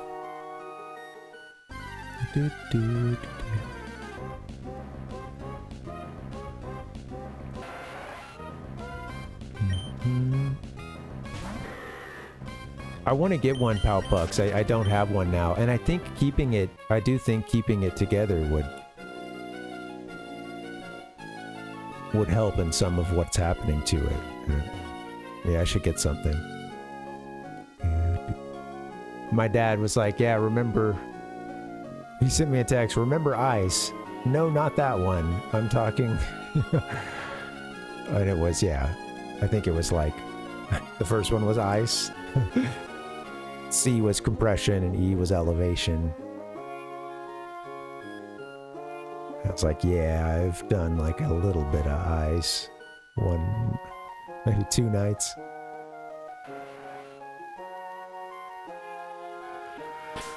We got another double fight here.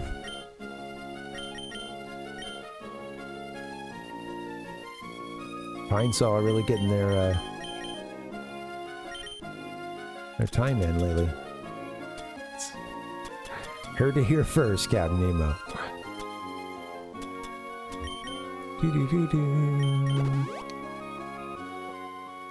I don't know what else it could be.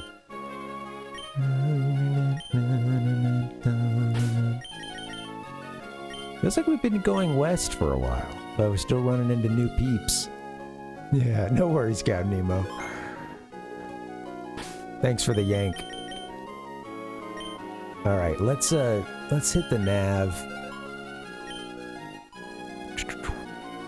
Wow. No, we're on this. Okay, we're on this route right now. Well, we can go to. Well, for all I know, we can go to Pacifidlog. I hadn't checked the map in a long time.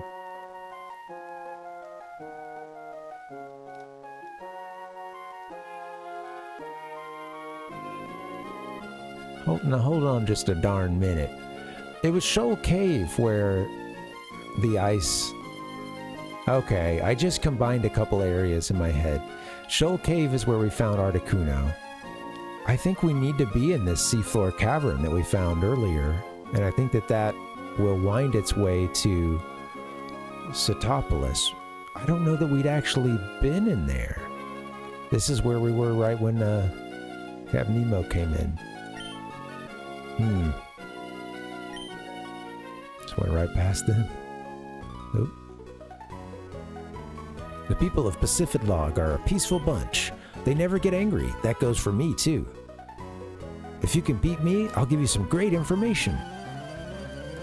I mean, maybe I just try to go to Pacifidlog at this point. But I think we need to hit that one spot on the map. When we got in, I confused it with the Shoal Cave.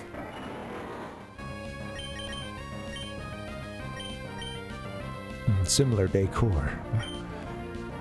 All right, let's see. Let's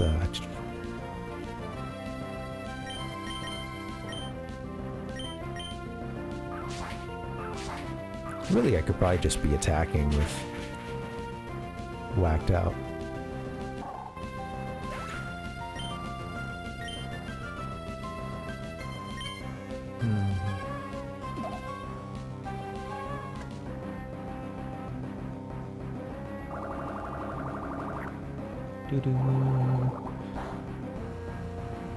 Yeah, they're funny, Captain Nemo.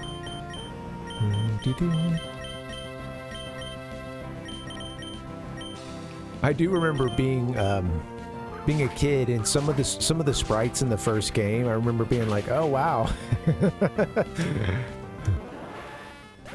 They show Misty in a bikini, like that's how she is in the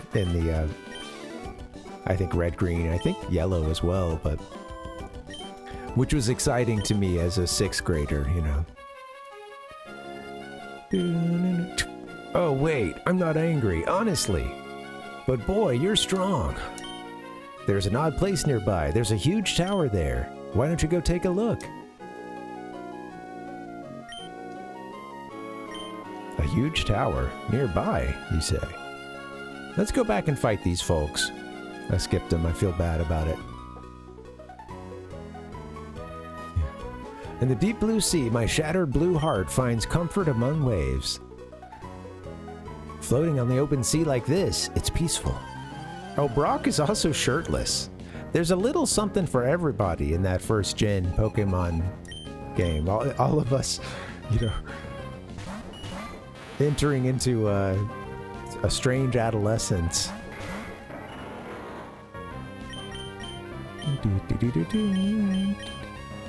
Don't try to sing. Alright. Let's, well, we'll get a leaf blade in first. It'll probably wipe them out. There you go. Pine Saw is just too powerful. That's right. Yeah, that's one to, yeah, turn the Game Boy away just a bit, you know, or go do the classic, sit against the wall, maybe. I'm charging my game, you know, it's plugged into the wall there. I mean, like I said, there's a little something for everybody, Palpuck.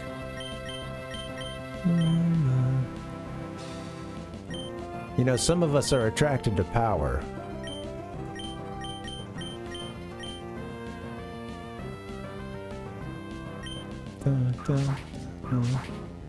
I don't know what else it could be. Who are you guys?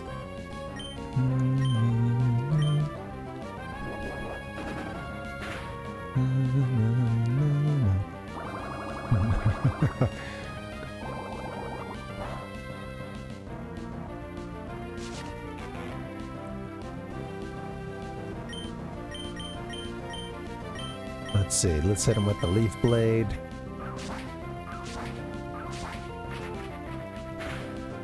There you go.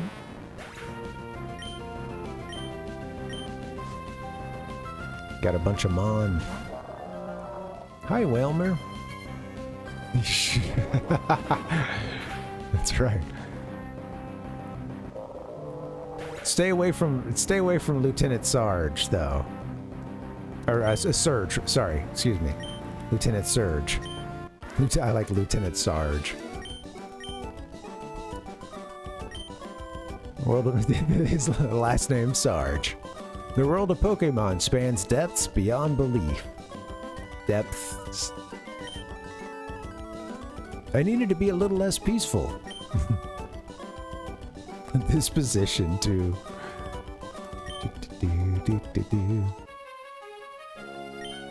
the world's children dream of one day becoming the Pokemon champion.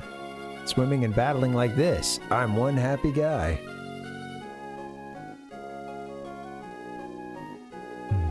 And trivia dorks.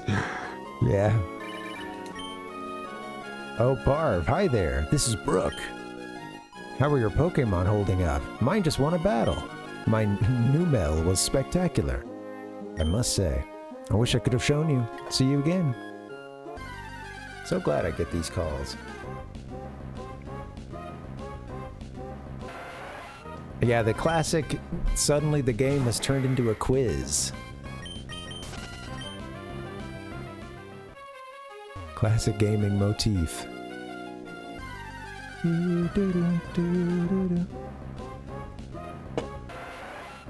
Alright guys, I think I'm gonna see if we can make it to Pacifidlog, which I wasn't trying to go to, but...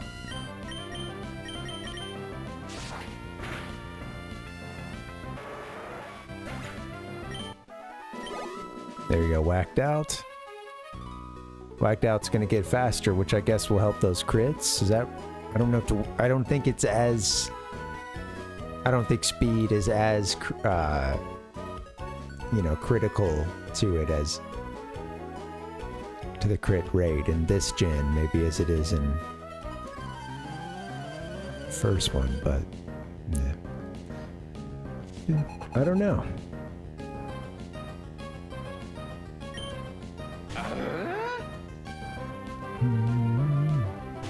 More experience for whacked out. They're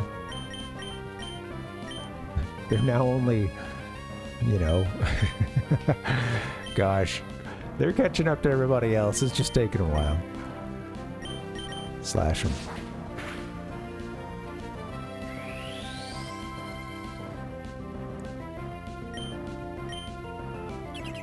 Oh, come on. I should have just yawned.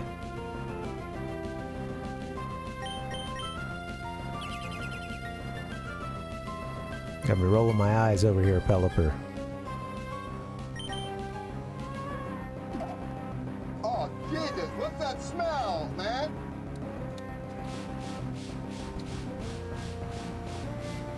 Alright, got Pelipper using Mist. Here's what we're gonna do. At this point I can just Slash, I think. Strength is a little bit stronger, but I think Slash, yeah, it has the higher chance of a crit. I was stockpiled 1, stockpiled 2, you know. It's the... What is happening? 1 what? 2 what? What item is being stockpiled right now? I'm just stockpiling a can of whoop ass. I don't know if I want to evolve them.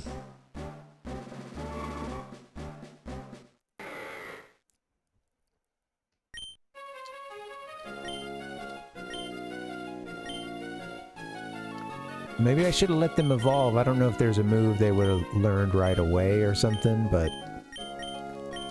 Here's the thing. I freaked out there. But here's the thing with them. Once we evolve to... What's the final form?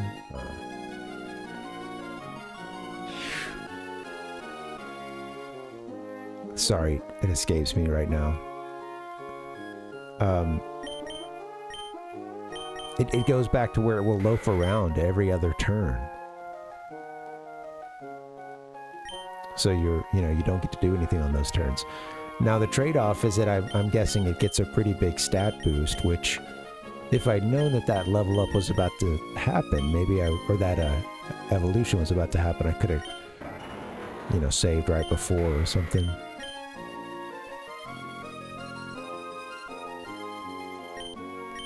Probably hasn't been that long since we saved, but yeah. What does it turn into? I forget the name.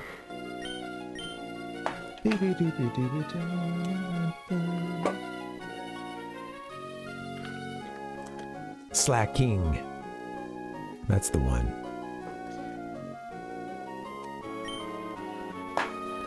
What can I learn about this? Let me see. Let me check real quick.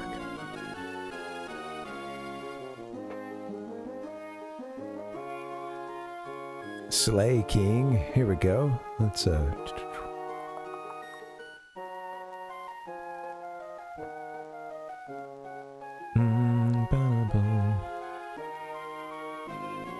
Well, and I only want to be talking about the Generation 3 slacking, alright? I know you're giving me the new bullshit.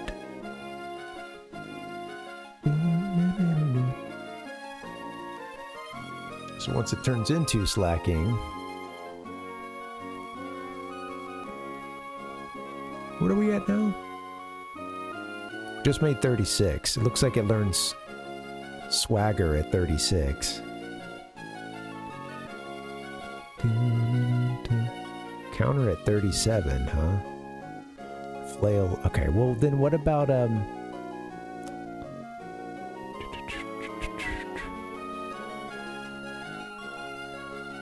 what about the Vigoroth version? Let me see.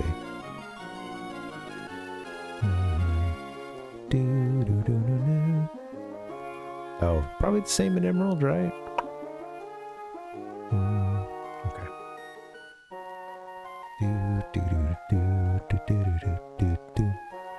Go here to Vigoroth and Gen 3.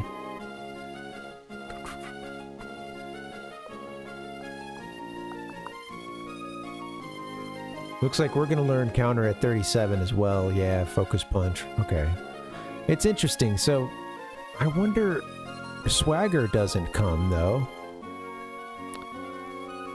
Will we still learn Swagger if I evolve them now? When they would have learned it at 36? Because, it showed the other one. And I don't know if Swagger is worth it. But it's got me wondering. I know that there's like the move relearner, I guess, too. So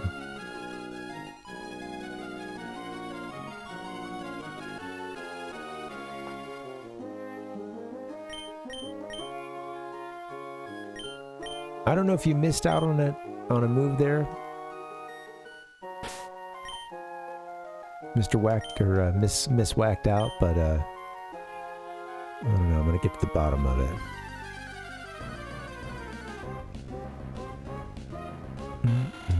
Thank you guys for hanging. I think I'll need to wrap it up somewhat soonish. I'm gonna see if we can get us over to the city. Or town, whatever it is. What is this little spot? Oh, is this... What is this? Sky Builder. This must be the tower or something they were talking about. Yeah, okay. What the hell's going on here? The door is closed. This is the Sky Pillar, as it's known as. Uh-oh. Oh my god. Probably gonna come into play a little bit later. Alright, we exit. Run away.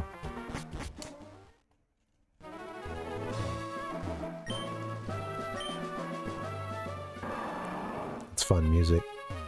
Alright, and I'm gonna get us back out of here and then heading west once again. Swimmer, you wanna fight?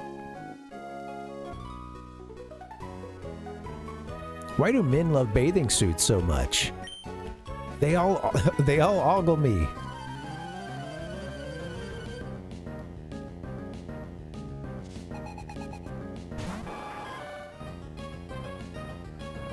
Go whacked out.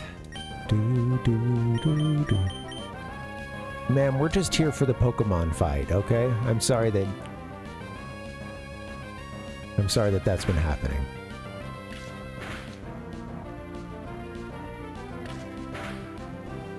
We just want you to show us your Pokemon.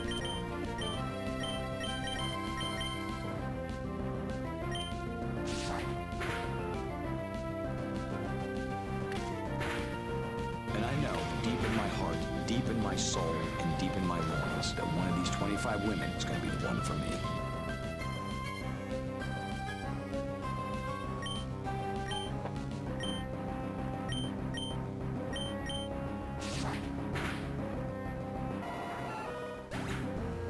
The legend of Whacked Out.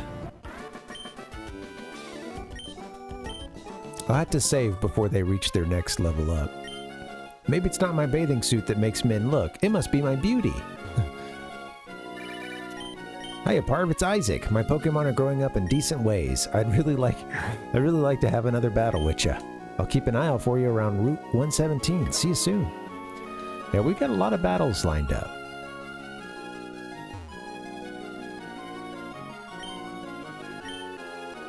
I forgot to talk to this guy the second time. Going's easy. It's the leaving that's the hard part. Will I have any energy left to make the return trip? You might want to stop doing those laps you're doing. Hi, sweetie. Wait! We should battle, you and I. Okay. Let's go. Swimmer Susie would like to battle. Give me a hell yeah! Sends out a love disc. Do, do, do. This is the way.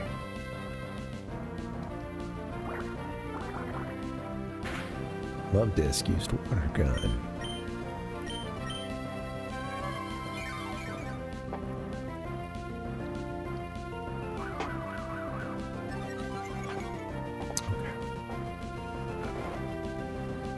Your speed sharply rose, but now you're falling asleep. Ain't that a shame?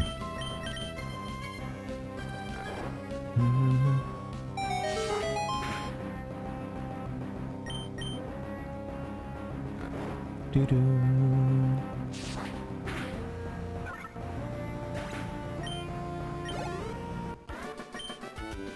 Swimmer Susie, you're tough in spite of the way you look. Why, thank you. All right. Did you see a guy over there who whines that he's bored of the sea? That's all talk. He's hopelessly in love with the sea. Alright, time to fight some kids. Really? We'll work together as siblings to take you on.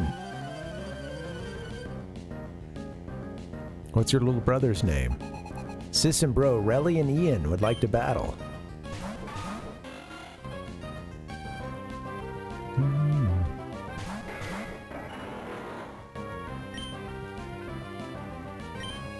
You know what? Just get to slashing.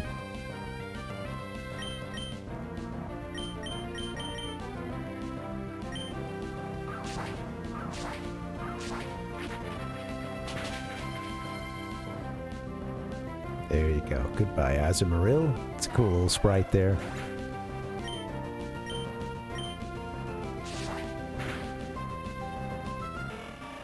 And a slash.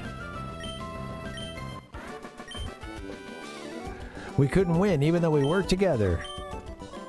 Sorry, guys. Oh, let's talk to you one more time. The people of Pacifidlog are together with the sea and Pokemon from the time they are born. Wow. You know how Pacifidlog is a floating town?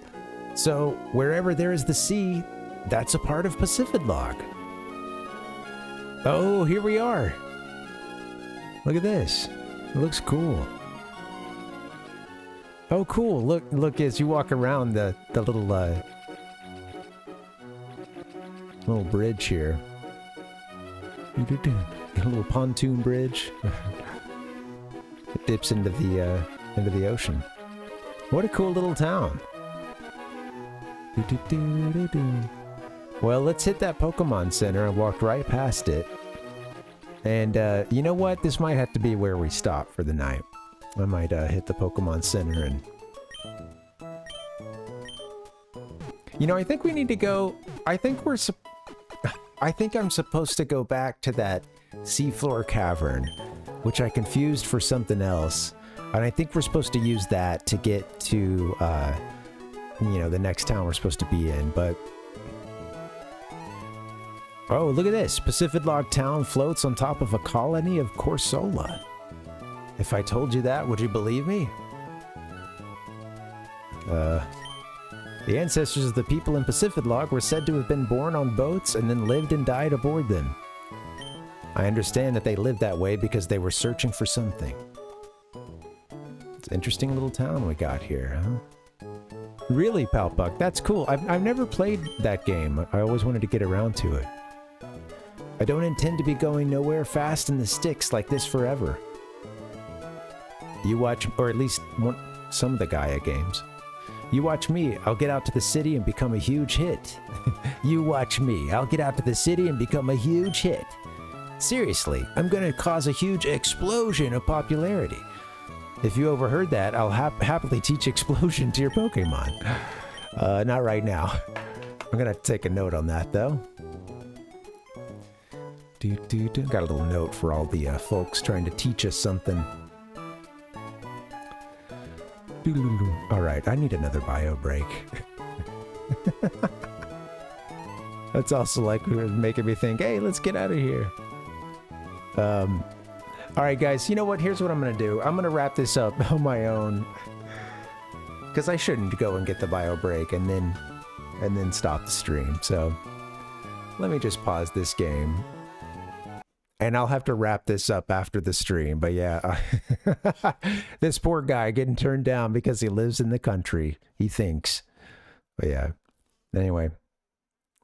Yeah! Let me find a little pocket of stillness here. Stop jumping around, stop bouncing. And I'm gonna look to see if we can find a trainer. I meant to say a streamer, but I like a trainer. See if we can find another Twitch trainer.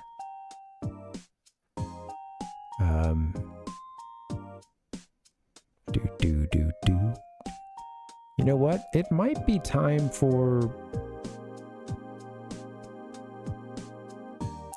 Let me ask you guys this. Does anyone have a recommendation?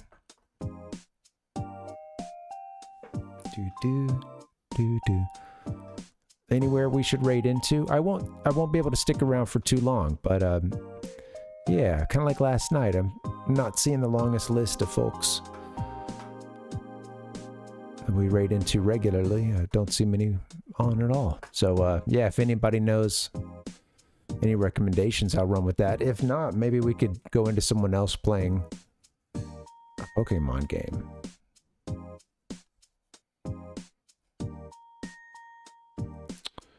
Do, do, do. You know what? Maybe last night, I'll just close this out. I do love to raid, but yeah, I can't stick around for too long, so yeah. All right, let's do this. I'll close this out. I'll get us to the schedule. Hey, thank you guys for hanging. Sorry, no raid this time. We'll do one next time. Sadly, that next time's gonna be maybe a couple weeks away. Yeah, thank you guys. This is the last stream for a little bit. I got to do some moving and I need some time to pack and unpack. So I've really enjoyed this game with you guys. I just wanted to say before I go that it's been fun. It's my first time through this generation of games, but I really enjoyed the conversations and the hangout, and this music has been on rotation both in this stream and occasionally in my life outside the stream. It's come to mean a lot to me, and I'm really enjoying this game, first playthrough, and it's got some freaking charm, man. I'll tell you that. Yeah. All right, guys. Thank you so much for watching. Thank you for the support, and yeah, thanks for lurking. Thanks for chatting. If you're on YouTube, thanks for the likes and hitting the sub button. Yeah. Do that so you can find more of this, please. I'm gonna get us out of here, guys. I'll do a quick collage and then we'll hit the door. All right, thanks for hanging, guys. I don't do it very often on YouTube, but I'll have to give an update over there once I'm getting settled in and stuff, or just let folks know as well. So I'll post something, and with that being said, I'll let y'all know, you know, once I'm back in the saddle and we can get a stream in. So, all right. See you guys in a week and a half or 2 weeks, something like that. Have a great night and a good weekend. I'll see you around, Parvination. Goodbye. Thanks again.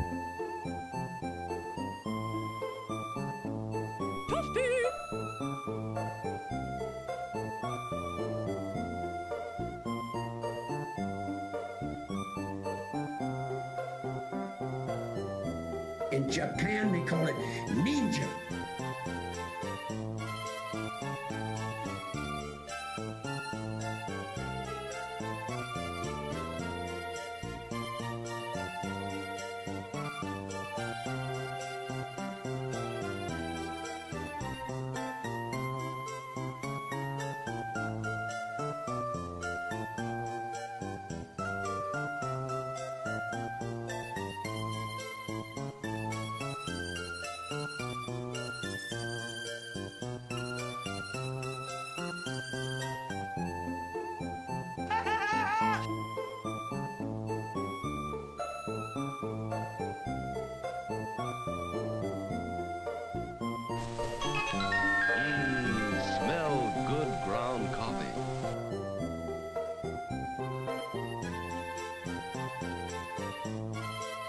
Everybody in Britain named Ben was in some damn trouble.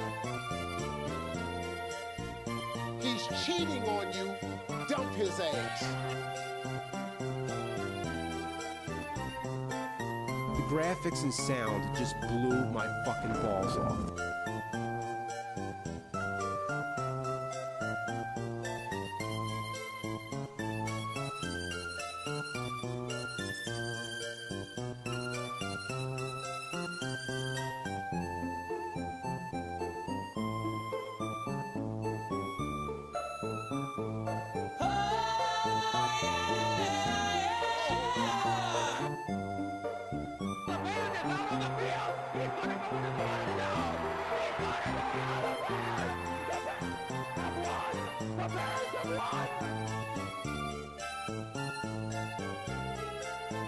Came in here.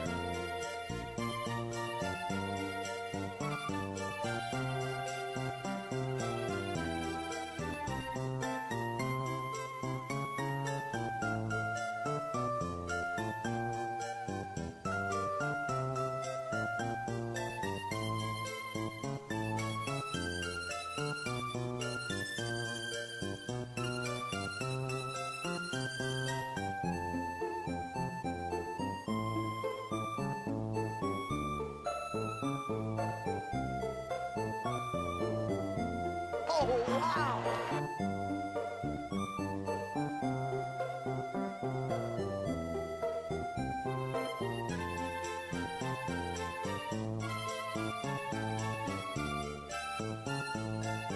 I hope you've all enjoyed our program this morning.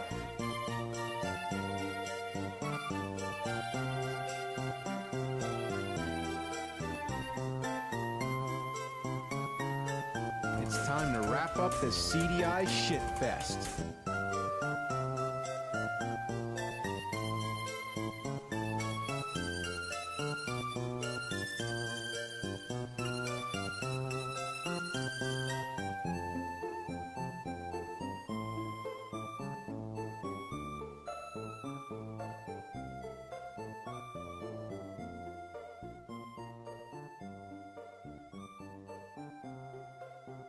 I wanna be the very best. I'm exhausted. I've run out of things to say.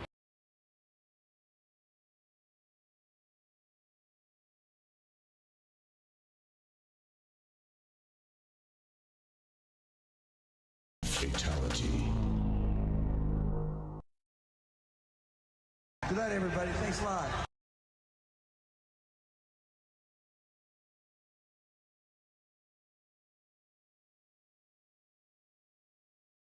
Goodbye, everybody.